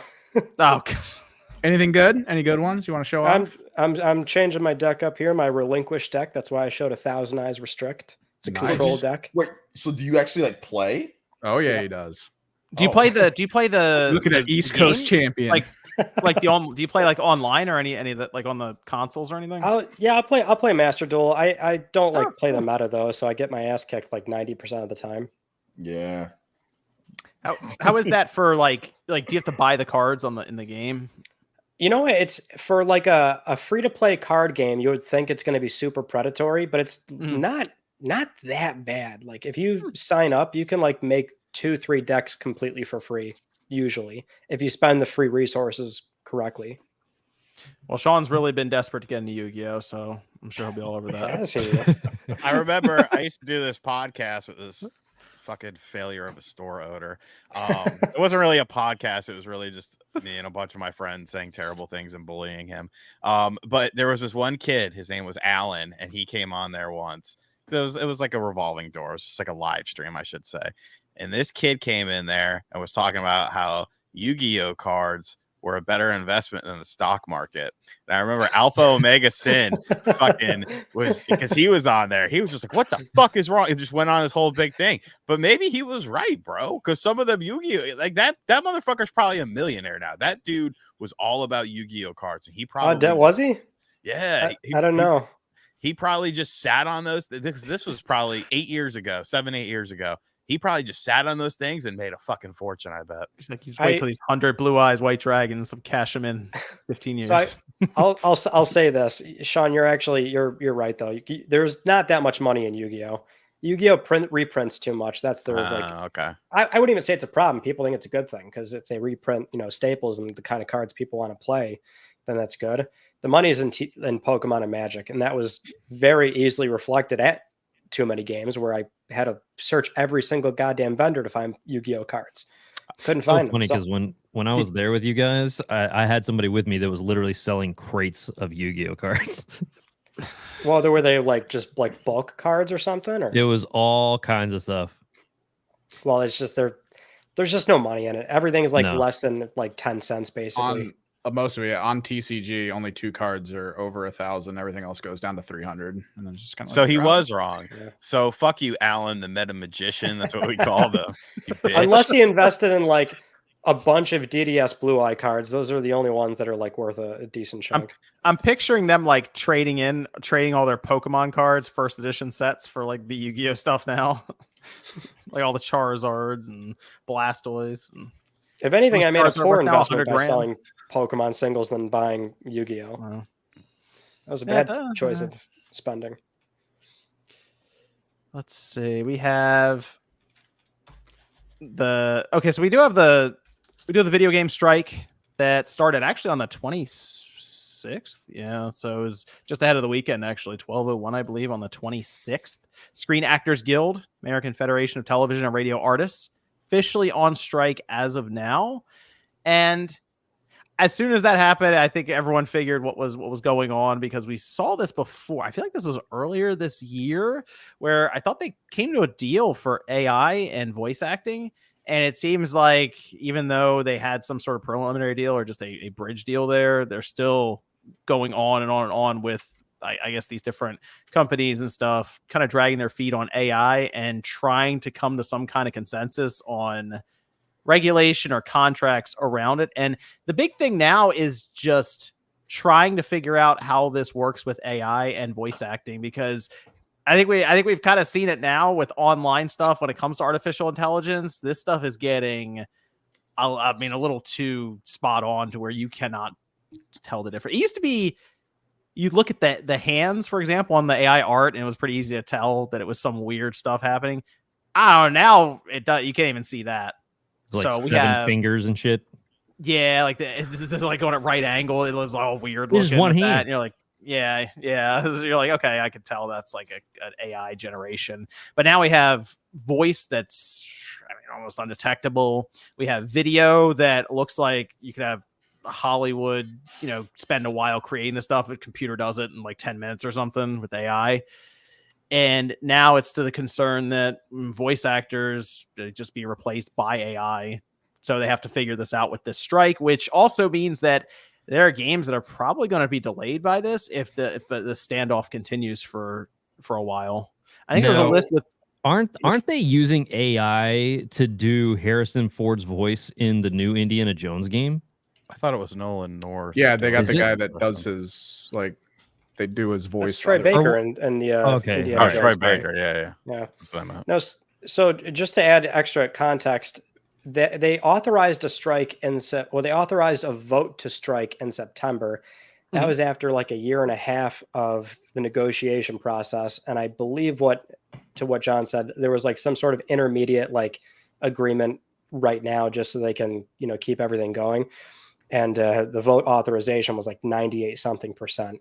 And what we're hearing is that the 25 sort of disagreements, they came out of 24 out of 25 are completely agreed upon. So they're right near the finish line. And the very item that is stuck is that there's no clear terms on what can and cannot be done with AI, or at least we don't know the exact context of exactly what they're trying to, figure out, but I'm sure the game companies want some sort of gray area to use it in some way that also involves no royalties. So that's where they're hung up. And there's a cutoff right now. A lot of projects are okay. Like Grand Theft Auto 6, I guess we just heard is fine. That's not going to get hung up. Insomniac is part of the lineup of studios that they're in negotiations. I have the lineup here, Ryan, if I'm going to read that real quick. Activision, Blindlight LLC, Disney Character Voices, EA, Formosa Interactive, Insomniac, Llama Productions, Take-Two, VoiceWorks Productions, WB Games. You just mentioned GTA 6, even though Take-Two, but GTA 6 not affected. Yeah, so I think most of Insomniac's projects should be okay right now as well, as far as I know. But in theory, if there's something that's very early in pre-production, or if it's right before they're going to start figuring out, performance capture and things like that, I mean, those projects are surely going to get hung up depending on how long this goes. Because we saw the actual, the recent Hollywood strike that went on for quite a bit. Yeah. So this could put a lot of stuff behind, especially with games that take, some of the big AAA stuff. If something takes 5-6 years and now we got to sit and wait another 6 months for some of those projects, they got to figure this out. But I don't know where we go from here, because I have zero faith that AAA studios are gonna, the government will do some mandates in 25 years when it's already way too late, and everything will be fine. It's not like there's any sort of movies that predicted stuff like this. Like, my whole thing with this AI is I want one of you distinguished gentlemen to find someone who knows how to make AI stuff like really good, because I have a multi-million-dollar idea. Why don't you say it out loud here in front of everyone? I mean, it's fine. I will. Here's my idea. We infiltrate OnlyFans. Yeah, there we go. These AI girls, because these AI girls, you can request anything out of them. They're not going to argue. They'll be like, okay, send me $300. Oh, gosh, here we go. You might be a little late to this party. Pikachu suit and poop in my neighbor's yard or something like that. And people will pay that money. People will pay that money. People will pay. The fact that OnlyFans is as popular as it is, like by desperate weirdo simps, I think this is actually a really good idea. It's like, and people are the amount of sympatry and complete beta male activity that goes on that's funding these lavish lifestyle for these OnlyFans girls and OnlyFans just in general. I think this, and I'm not capping, I think this idea is brilliant. Sean, I'm not joking. I think you. I'd also go so far as to say, if you think this is an original idea, it's not. There's definitely people already doing it. Then you can. I would say continue do it. And I want to be a business partner, so let's talk later. Yeah, hit me up, bro. If you're out there doing this and you need an investor or something like that, bro, hit me up for real. Yeah, so please let me know. OnlyFans companies public. Bro, I've been trying to teach these dudes, but listen, there's just too much beta. There's nothing's gonna save these guys, so we might as well just do our best and work with them. So I think you're right though, Ryan, in that it's gonna be very. You were gonna say you thought I was right, and I was happy. Oh no, I would be shocked if that didn't make you money, Sean. I'll just say that based on just the internet in general now. No, Sean's right about regulation though. That's the federal regulation needs to step in.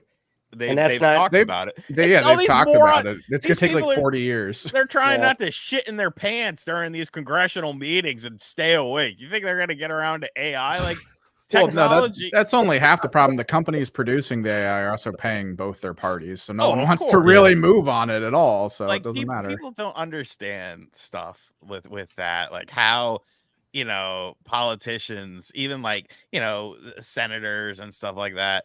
If you look at their baseline salary and then you look at how they're living, it's night and day. And it's because, they're getting their pockets lined by these companies, because that's what makes the world go around is money. It's not about ethics. It's not about this, that, or the other. It's not about caring about people. It's about caring about money when it comes to politicians. And the sooner people learn that, I think the sooner people will kind of wake up and realize that, hey, you got to look out for yourself, bro.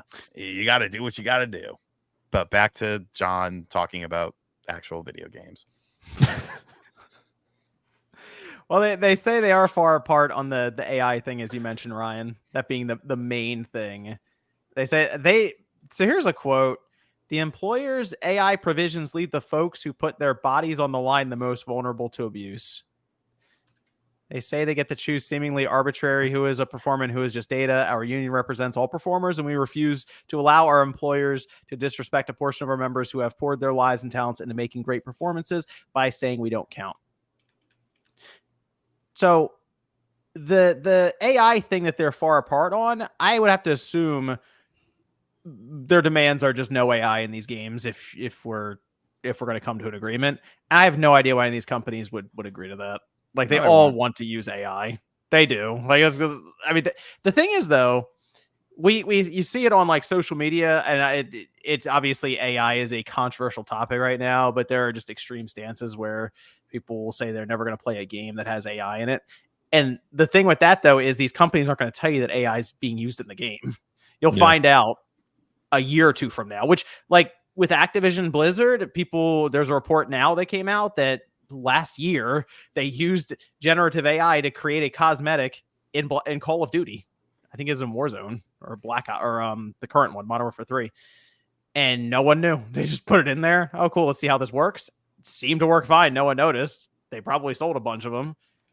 I'm surprised Alana didn't notice. I figured she'd have been able to identify that quickly. Well, now there's probably more of them in there that we don't know about is the point. So I think having these hardline stances on AI are just not going to age well, because I think a lot of games right now that people are playing have used it in some way. Square talked about using it in, I think, Final Fantasy, like in a way for expressions and animations. Like while it's not as Foam Stars used it for like art and stuff. Yeah. So that's what I mean. They're admitting that. I'm sure for everyone that's admitted it, there's probably like 4 or 5 times that who haven't. So the fact that they probably want to use it, because I mean, what do you do when games get to be 10 years long to make? You got to eventually figure out a way to streamline the process. And at this point, AI as a tool is probably how it's going to happen. But how far do the companies push the envelope? How far until can we make an entire game with just AI? We don't need artists. We don't need voice actors. We don't need developers. We'll just have AI do it. That I think I feel like that's the future that they're trying hard to cut off right now with this strike. I mean, I've always thought that, like, it's not like AI doesn't have a place in society overall. And in the context of games, I feel like it's going to be part of the development pipeline. It's, to your point, like a lot of these studios right now just are getting really tired of these 5-6 year development cycles, which are so unbelievably expensive. So it's clear AI is an answer to trim that down, but it's a matter of how do you safely navigate it to where it's an extension of human work. You're not eliminating jobs, but you are having this faster turnover for certain things that maybe otherwise would have taken a lot longer. I'm almost curious if maybe there's certain provisions they can put in place with this initial agreement, but it still has some kind of trickle down effect, because a game company is going to want to try and save money somewhere. So if the performance capture actors are all protected and, they get their payday, no matter what the circumstance is, if they're allowed to, sort of sign off the rights for their voice for like one game or, whatever the agreement could be for, right? Then AI steps in and goes, okay, well, now we don't need this performance capture facility anymore.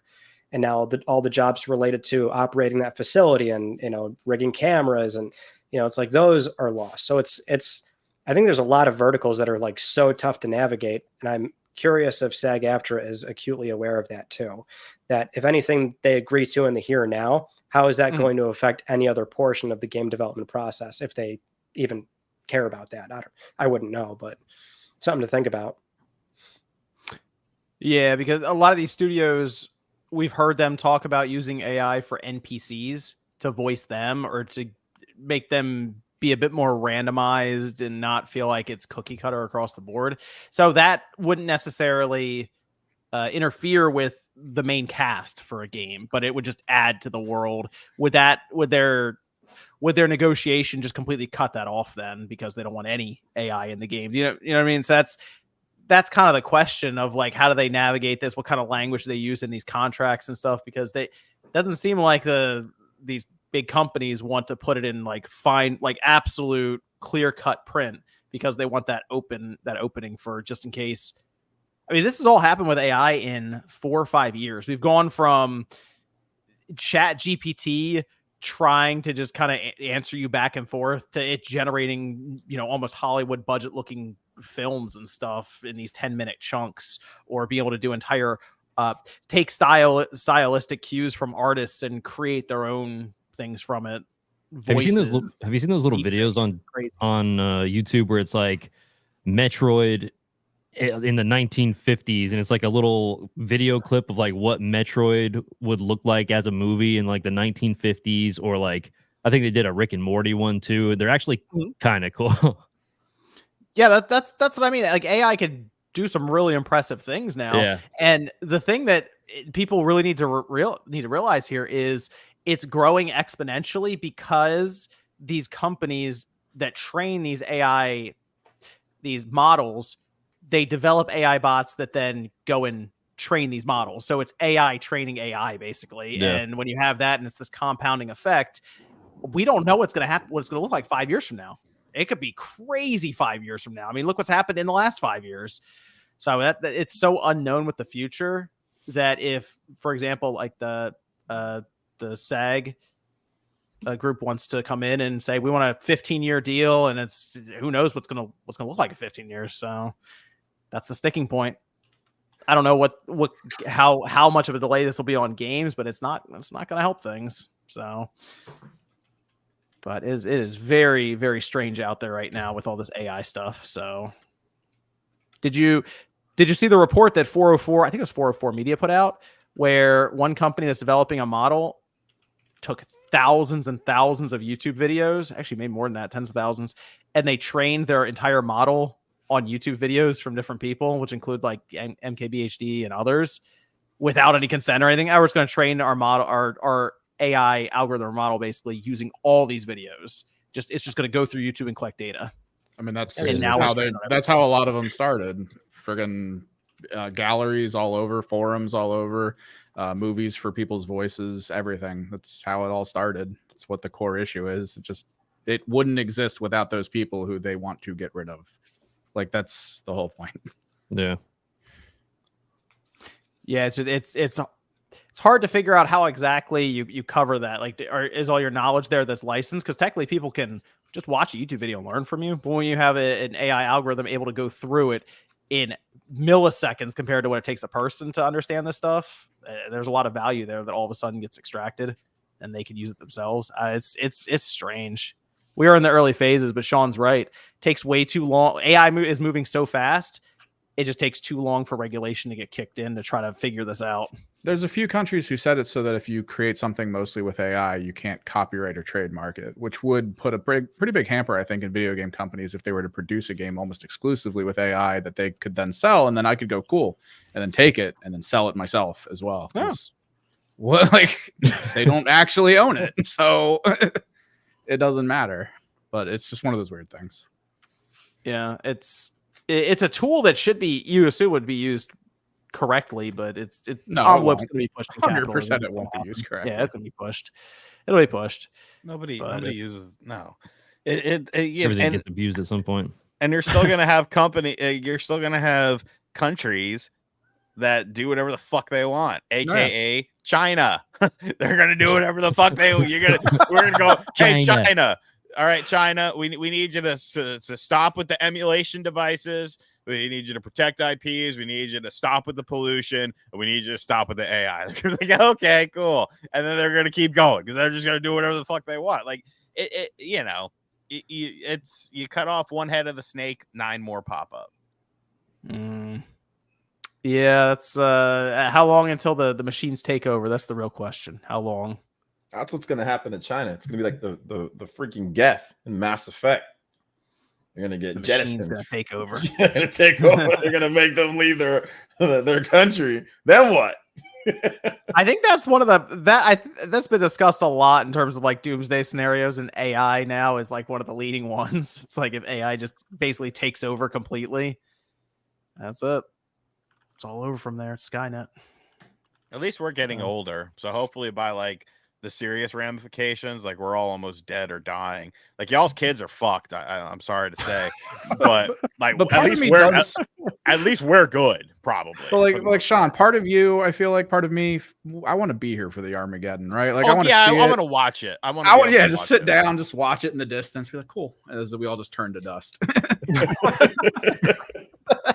We were here. It's like the ultimate achievement. My grandparents never saw the Armageddon. It's me. I saw the Armageddon. Like when Frieza destroyed the planet, or like what Broly? When Broly No, we're talking about Terminator 2 with Sarah Connor at the fence. The explosion comes and all Bardock. Remember when Bardock got blasted? Nobody remembers that. Bardock got blasted, bro. That was cool. It would be crazy to think that at the beginning of our lives we would have been looking at Atari and Pong, and then by the end of it, AI and machines would have taken over the entire planet. All that would have happened in like 70 years.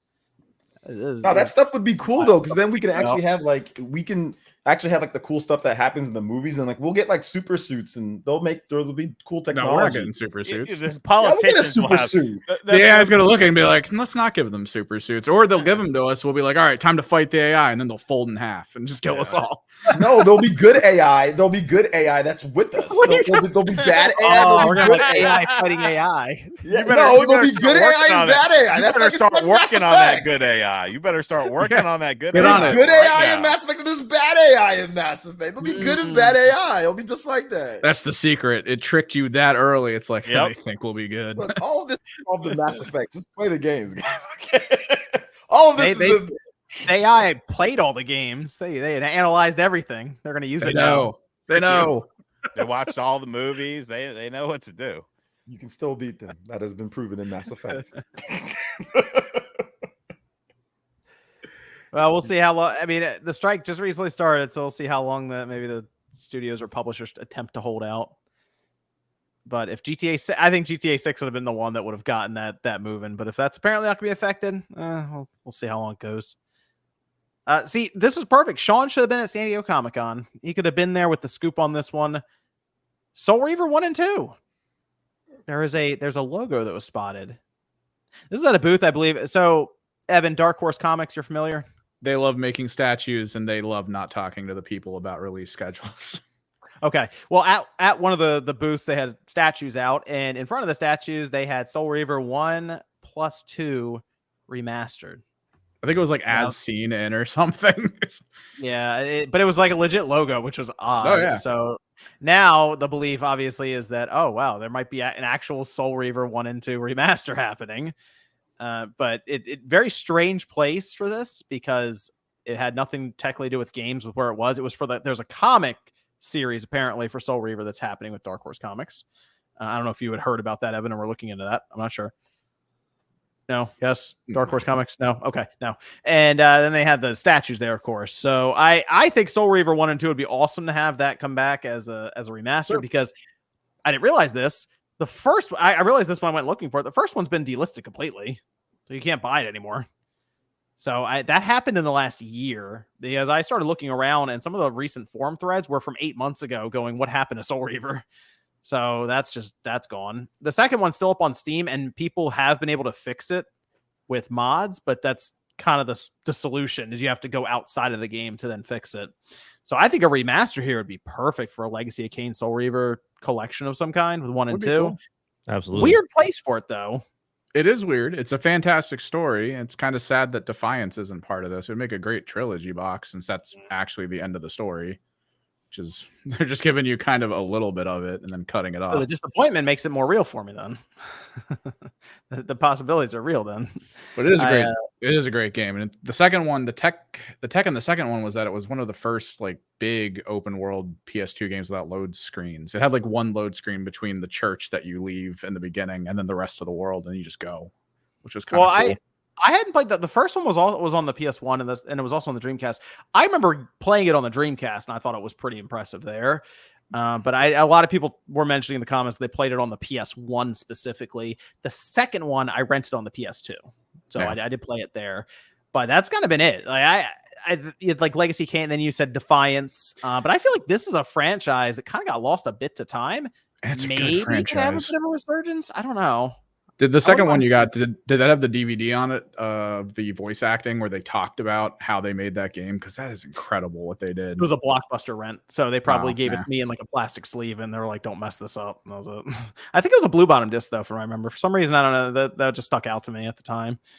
But that's one I wouldn't mind seeing come back just to see if there's any movement on it. Because this, unfortunately, a lot of these IPs are under Embracer Group and they are just struggling so much and they've canceled so many games. This almost feels like one I kind of thought they might have just canceled and been like, we're not gonna attempt this, but maybe it was far along, who knows. Or maybe they somehow messed this up and it is like a colossal screw just up on their super buggy right out the gate. Oh, that'd be horrible. I mean, just the logo being out there, and again, a weird spot for it. The fact that they haven't said anything about it does kind of make you think that maybe it's a thing. Because but I mean, logo being out there is salvageable unless the game was canceled. At which point that sucks. But well, apparently they went out and took it down. Like they pulled it. So no, yeah, but that's still like that just lends credence to it being out there, which makes us talk about it. I mean, I feel like we would talk about it, or almost anyone would talk about it way less if Embracer just came out with a trailer. It would be like a 10-minute thing. Oh, hey, look, and then that's it. This gives it that little bit of panache that makes us just keep talking about it for a little bit. 40 chess. Got it. You on this, Rex? Oh hell yeah! I love all the Legacy Kane, like all of the games. Like Blood Omen 2 probably was like one of my favorite games out of that entire series. Blood Omen gets weird. Blood Omen does get freaking weird. But when V Rising actually came out, I don't know if you guys ever played V Rising, but I noticed that some of the mechanics in V Rising were very reminiscent of Soul Reaver and Blood Omen, specifically like when you suck the blood from the enemies, like you actually see the blood like come out of the body, and it's like almost like a magical thing, and it comes and it floats to you, versus like, you know, actually like biting a person's neck and you don't see anything happening there. Like it's funny because the timing of this is pretty crazy, because like I was streaming a couple, like maybe like a month ago, and I was talking about how I really wanted to see the Soul Reaver and Blood Omen games come back. So I really hope that this is not just a random mistake, and I really do hope we get to see these. Okay, well, we'll see. Embracer Group, it's up to them. I'd like to think they have it lined up because it could go along nicely, maybe with the comic, like the comic book. Hell yeah, some statues. Because they just had a prequel. What was it? A graphic novel that just came out, right? Yeah, they've been doing a lot of like media which is interesting. Like I guess in their mind, it's like, hey, we could use this kind of at like a darker comic series or something. But it's great to think that they're lining up for something new in that franchise. No, I definitely want to see they come back. Let's see that and Castlevania, but we know what's gonna happen with that. John looks like a. Say it, John. I'm trying to figure out how I'd say it. Yakubian.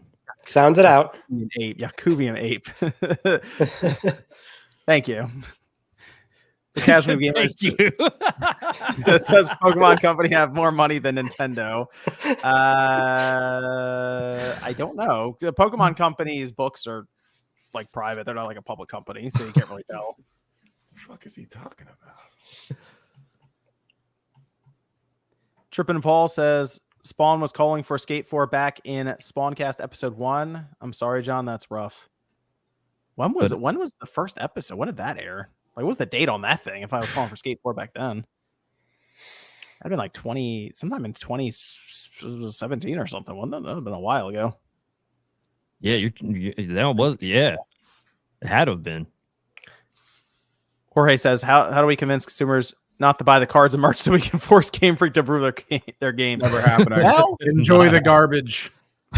You're probably not. I mean, it's funny. Whenever anything Pokemon happens with the games, there is like immense backlash, and then the games just sell anyway. So I don't know what to tell you. It's always gonna sell, seemingly. I mean, think about it. Pokemon's been around for so long, and it still is rolling along. Well, I will say this though: Scarlet and Violet could have sold way better if the game was actually like it's already. I think it's the third best selling Pokemon game of all time. Mm-hmm. Because if you actually play the games, like if you actually get into like the combat and other stuff, yes, frame rate and all that, but the game is actually like really good in terms of like the competitive battling aspect of the Pokemon and stuff like that. So if that game was actually like running good at everything, that game would have sold way more. So that's their incentive right there, is that, yeah, they sold 25 million. They could have sold 30 to 40 million of that game. In my opinion, they could have sold way more of that game. If you look at Pokemon Legends, for example, that game is much better, and that game sold way less. So what does that tell you? That main big like Pokemon game that they usually do, like that has a competitive multiplayer and all that, they can still go even higher after how many years, right? After 20-something years, they can still go higher, but they've never reached up to the point of like Pokemon like Red and Blue, for example, right? They haven't hit like those highs of that. So yeah, things got too elaborate for them after that. I mean, it did. So that's what I'm saying. Like if they can actually get to where their games are even like better. Not, I mean, Legends isn't going to be able to sell that much because it doesn't have the competitive aspect. But if their competitive aspect games can actually be way better, they can make way more money than what they made on Scarlet and Violet. Are they due for the next generation in 2025, like holiday? Yes, I think that they will have it, but I don't know if it'll be 2025. I think they might wait for 2026 just because ZA is coming out in sometime in 2025. So I think it might be 2026 for that one.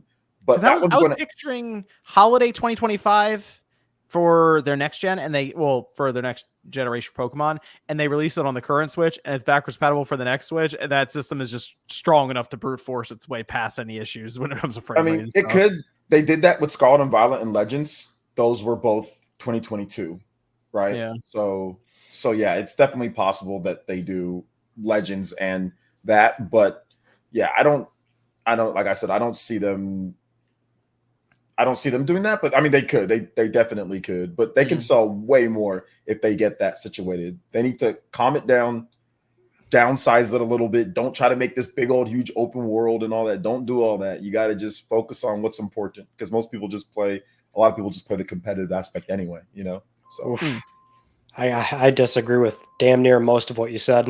Wow. Why? What did I say wrong? I don't know. They're missing 5 million something sales off of performance, and it's a child's game. Absolutely, they could have sold way more. They could have sold way more if the game was actually up to snuff. If they're aiming for money, they make it simple. They make it an MMO. They make it. He's saying way more. No chance. Really? Okay. Yeah, and I love that game. What's called about it? It doesn't perform well, but it's the best gameplay loop they've ever made. Okay. Oh yeah. What the hell? I said that. No, you just said scale it down. I said the game was fun. Like the Pokemon, the battle, and all that is really good. You just said scale it down, and I'm like, what? I said the world size. Scale that down so it's not. So they're not having because they have trouble like doing open world, right? They have trouble optimizing it is the problem. Scale that you can make it smaller and more detailed. Just a tunnel shooter. Large. It's like Scarlet and Violet is like most people like, you know, they criticize they didn't really play all through the game, like see all this stuff, and that's fine because the game doesn't perform well in terms of performance. But like you're right. I mean, I agree with you. I know you disagree with me, but I agree with you. Like the loop is good. But they need to do something in order for them to be able to have it run better. Legends runs way better because it's much smaller. You see what I'm saying?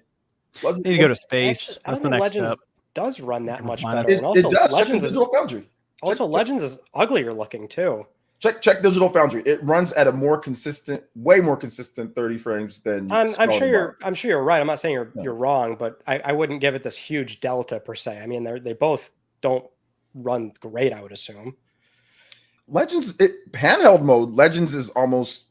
There's really not many dips at all. I mean, I'm going off of what I remember from Digital Foundry's analysis. It runs a little bit better in handheld mode than in docked, but overall, Legends definitely runs better overall compared to Scarlet and Violet. But I mean, like I said, I don't disagree with you, Ryan. I can see the other side of maybe the games wouldn't sell much better if I can see that as well too. So I'm not. I just wouldn't say like that much more. Like I think it's a little hyperbolic to suggest performance is going to give this game another 10 million sales. Whoa, 10 million. Okay, did I go that high? I don't know about 10 million. Well, you said three or 4 million. It's going to be an extra 30. 5 million, it's an extra 30 people. That's it. It's just 30 guys. Yeah. It's just the way you said way more, and I'm like way more. I don't know about that. Okay, I feel you. Caleb says, I don't think we've discussed it, but what do we think Switch 2 box art size will be? Surely won't be red spines again, so it can be differentiated. They'll cut them down to 3DS size boxes. I haven't really thought about the box art now I think about it, because it would be different. Red spines. I need to really don't like the red spines? I hate the fucking red spines. Anytime that I go looking for a game, I get so frustrated because I'm like, I have to read every single one of these things to make sure that I'm like not overlooking anything. You like the blue for like the Wii U blue? It's not even so much it's like I like when a game has art. Yeah, wraparound art. Like you want to like even when I go to my shelf, I can like when I go and look at my PS4 games. Like don't get me wrong, like you have you have the nice little blue border at the top of the case, and then you have the art that makes it look good. Sean's showing it. If you look at your shelf and you see that, you know what the PS4 games are. Yes. And you know, like the red shit, it just gets on my nerves so bad. Too. It makes me want to fucking bang my head against the wall. Like it just, even when I was looking for games at Too Many Games, just going to a booth and just looking at a bin of games, I'm just like, we went to that one booth where they had like those 3 pillars of the Switch games with the spines facing outward, and I looked at it. I was like, I don't care, and I just walked away. It's just like, fuck this. You like the wraparound art though? So the wraparound art with maybe like a red brick, kind of at the bottom. Definitely don't get me wrong. I definitely make it unique to the system and have some sort of branding on there. Like I'm not saying go away with all the branding, but definitely have something that makes it like unique to the game. I feel like everything being so just the same. Industrialized. It's like which is funny, it drives me fucking nuts. Because if you look at Switch Sports' bigger box, it's an outlier. No, the bigger boxes do it right, man. Like even with like I've got Toki here. It's got the Nintendo Switch logo at the top. And then like this, it's spined. Like this. Perfect. And then you got Air Twister, red. Fuck that. Thank you. You know what I think they're gonna do? Stop selling physical games. No, definitely not. I actually think they'll probably pull a Sony here, which is keep the exact same plastic case, but just change the paper. And purely for a money thing. It's like the sheer volume, economies of scale, just keep making the same plastic cases, the same profile, shape, exact same OEM cases, just give it a different sort of color scheme. The size is not bad. Yeah. No, the size is fine. Yeah. I mean the cards are going to be, it's based on how many little cards you get. So that's what Sony did. The PS4 and 5 cases, they're the exact same. They just changed the paper. So if they're looking to like save money in this, this market and this economy, I would imagine they'll probably favor doing that. Maybe they just print it out so they're out of them, but then they maybe switch over to a PSP sized box just maybe to they make get it crazy easier to ship. And they pull an Xbox and they take the game from the right hand side and put it on the left hand side.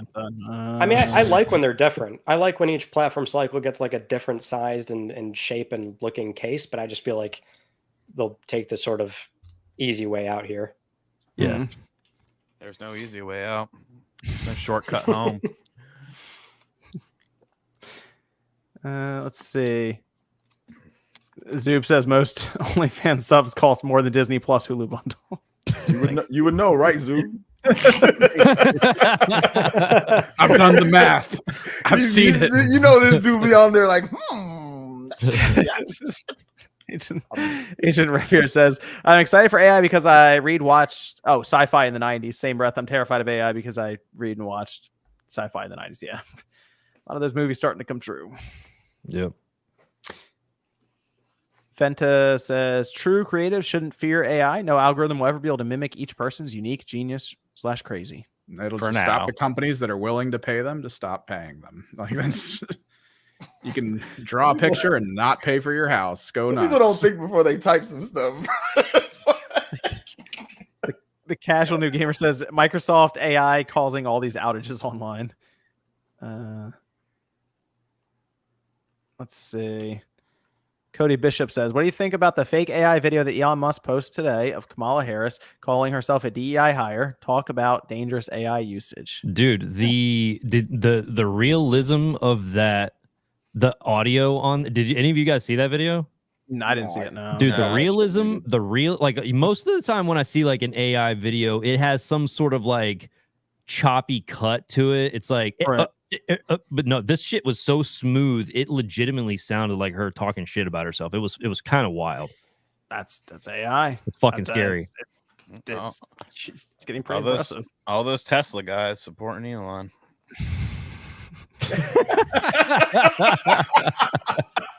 No shots fired at a few people here. Hey, I'm just talking in general. The shoe fits. He took every chance he could get. That's hilarious, Sean. I'll take this. I'll take this one, John. Okay. Everything we buy lines some shitty billionaire's pocket. I don't like it any more than anybody else, but Hey, it's I just the way it is. I can't identify a single person with my cars, but y'all can. Give a shit about the people that run those companies. As he says with his Hulk Hogan room off to the side. Yeah, you fund an actual racist, so I mean, shit, I'm racist. I got the shorts on right now. Yeah, you fund a legit racist, so I mean, you can't call these guys out. No, he can. We're calling everyone out. Fuck it. I'm just saying. To be fair, I haven't spent. So my Hogan collection is a fraction of what some people spend on a Tesla. In my defense, and all of his stuff comes pre-racist comments. Yeah. No, it doesn't. No, it doesn't. No, it doesn't. He saw that happen. He was like, "Oh shit, the prices are going to go up," and started bulk buying. Something tells me the profit margins might not line up, Sean. Versus the Tesla versus the Hulk Hogan shorts that were definitely made in the U.S. No. All your money is going to Tesla. My money is going to WWE licensing, Mattel, or whoever made the product. There are middlemen in between. There's mitigation to the impact. Mitigation.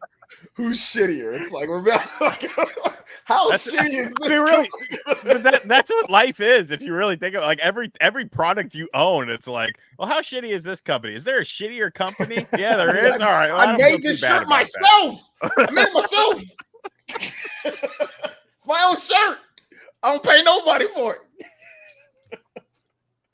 The only thing I can think of when everybody says shitty, and then wrestling is just immediately my thought process goes to Vince McMahon.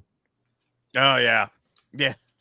He did like his poop, and now we know why. Well, either way, there's a great place to post about all of this over on Twitter.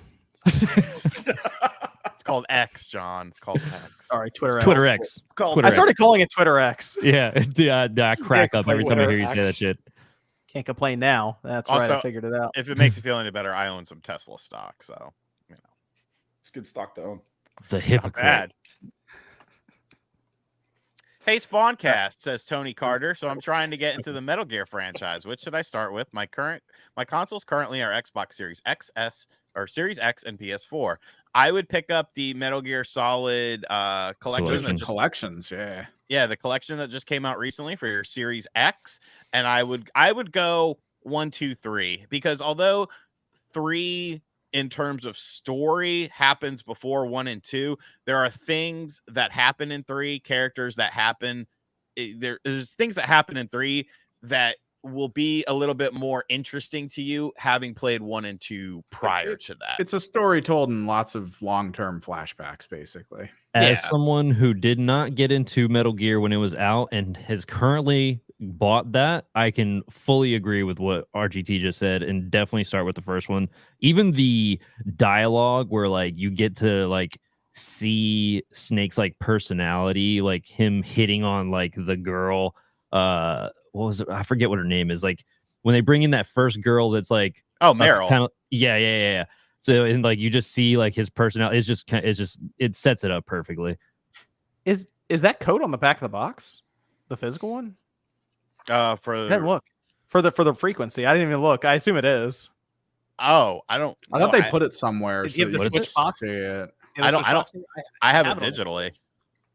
I've got a physical. I don't want to figure that out. Oh, you got it, Rex. You got a physical copy? I'm curious. I assume they put it on the back, right? I'm waiting for that shit to be did something where they $20 physically, since none of it's on the cartridge anyways. It went down to 20 it went down 25 and I grabbed it on the Switch. Motherfucker. It happened I think it's happened twice so far. What are you looking for on the back of the box? There should be the codec frequency on the back that you were supposed to find out about when playing the game, because you were like, how do I tune into this? What's happening? The back of the box, or check the back of the package. You're like, what? It's on the back and I remember I rented it from It wasn't Blockbuster. It might It's have one been of those Hollywood stores where it's Video. not the right case and it's just the They BS case. don't give you the case, so I had Hold to go on, on. I had to sign into AOL. Hold on, make it so you can see his screen. Enhance. Yeah, blow it up. Blow it up. Oh no, I see it. It's in the upper left corner.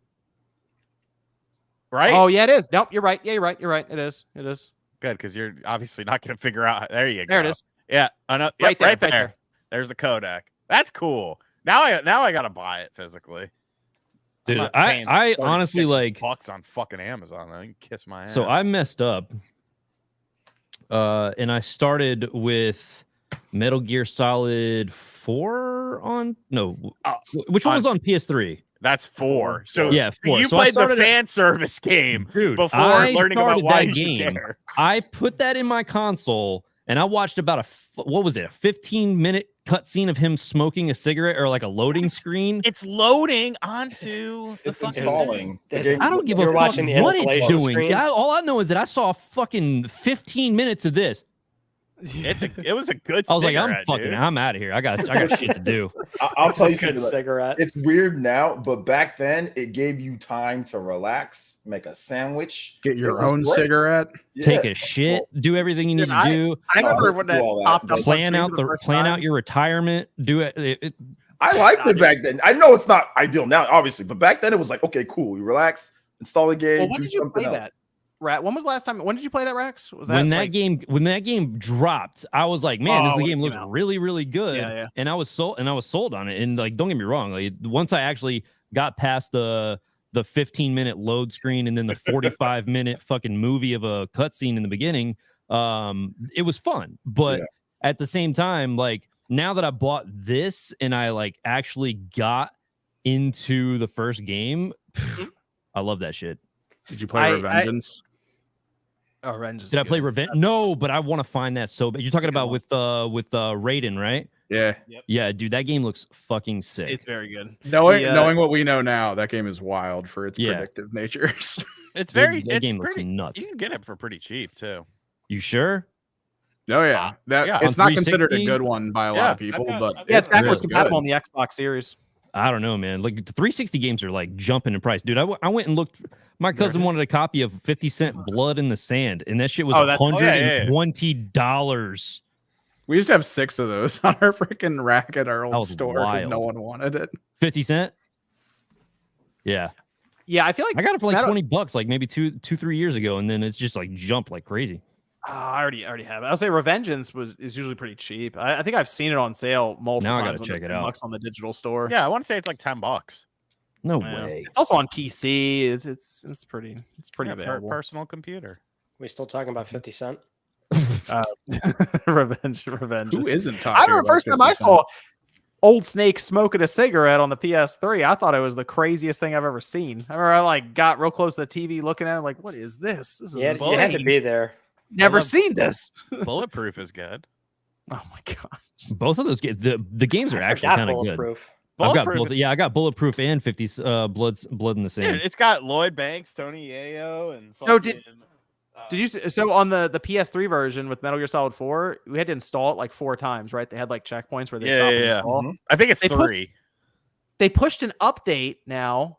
This is a while ago. I didn't realize this, where you just install it once and that's it. You don't have to do it again. I didn't realize or that. just play it on an RCPSX3, John.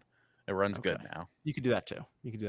That's like the first game everyone was trying to get running like well. I And like that's It's the it one that sucked. took the longest, yeah. Because it's stuck on the Sucked. PS3.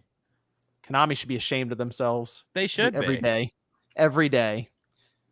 So we're gonna need Well, that soon. maybe. I mean, it is volume 1 of a collection. Maybe there's a reason for that. Let me see. We have this is from Lucio says GPT says Nintendo 50 billion, Pokemon 2 billion. They might want to check some of that math. Move over to stream. That math ain't mathin', pal. Yeah. When you're an amalgamation of garbage, you get garbage. Well, let me also, as I'm going to go over to Streamlabs, take a look there to make sure I didn't miss anything. As I do that, I'm going to go around here as we finish up. Let me go over to Rax, who is linked down below. All the good people here on the panel are linked down below. Rax we have at the top there. Make sure you check him out over on his channel. He's doing a lot of streaming, getting some videos up I see there. So he's Sir. back full force. Rax, where can everyone find you? Yeah, you can find me over on YouTube at Rax the Great. If you want to hit me up on Twitter, as John calls it, Twitter X. Hit me up on Twitter X at Rax the Great 1, and Instagram at Rax the Great, just regular. Also, if you guys are in the Connecticut area in August 23rd through 25th, I am actually a guest at the Retro World Expo, which is pretty awesome. Pretty honored to be a guest. That's pretty sick, and looking forward to it. So if you guys want to come hang out, come hang out. Let me go over to, actually I did have over on Streamlabs. Astro Boy says, did you see the new footage of the demo of Astrobot at China Joy? Honestly, looking like a Game of the Year contender. I saw that pop up. I'm going to watch it so that Ryan and I have it as a discussion on Click R3. Ryan, where can everyone find you? Over on YouTube at Mystic Ryan, covering the world of PlayStation every single week. Thanks for having me, John. Great discussion tonight. Yep. If you want to see what the PlayStation 3 store looks like right now, he has a video over on his channel checking it out. So, and you're able to break the HDCP protection and stuff, so you get direct feed on that, right? Yep. There direct you go. Feed games. There it is. Okay. Let me go to OJ. Where can everyone find you? You find me on YouTube here, Player Essence. I think I'm gonna do like a cool bonus stream tomorrow, maybe. Just how my boy, if he's acting crazy, then probably not. But yeah, if I'm on YouTube, I cover RPG and Nintendo stuff. I just did a pretty big top 25 turn-based RPG video that I'm happy with and people are really liking. Looks like it's going to do well. So if you guys want to go check that out and other RPG gaming stuff, I'm right there on YouTube. And I'm also streaming pretty much every day. I think I stream like 5-6 days out of the week. So I'm on YouTube, talk about RPG news and the boys and all sorts of other stuff, random stuff. Good stuff. And then let me go over to Sean, RGT, with us tonight. You can find me at youtube.com/stream. I knew it.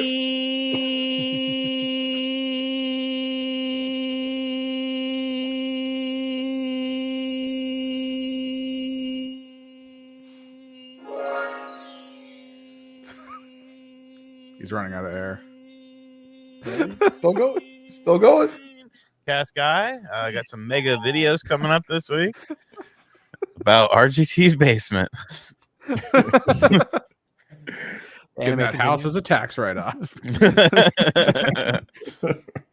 You got the ROG LAX tomorrow, though, right? Yeah, ROG LAX is tomorrow. There you go. Check out ROG LAX tomorrow. Good stuff. And then Evan. You can find me on YouTube at Kimrick's Project and most anything at Kimrick's Project. Mostly tabletop stuff. Hopefully I can get into the rules videos since Age of Sigmar just dropped its new rule set and I gotta start sorting through that and getting some stuff out. Okay. When's the video for how to win a tournament without ever playing a move? I'm gonna combine a few, including the ones I lost as well as a few that I've won. So all right. Thanks everyone for tuning in. Shout out to all the super chats, all the Patreon supporters as well, and everyone on the panel. Again, check them out down in the description. Check out other channels. Go say hi. And we will be back next Saturday night, 9 p.m. Eastern time. We'll see you guys then.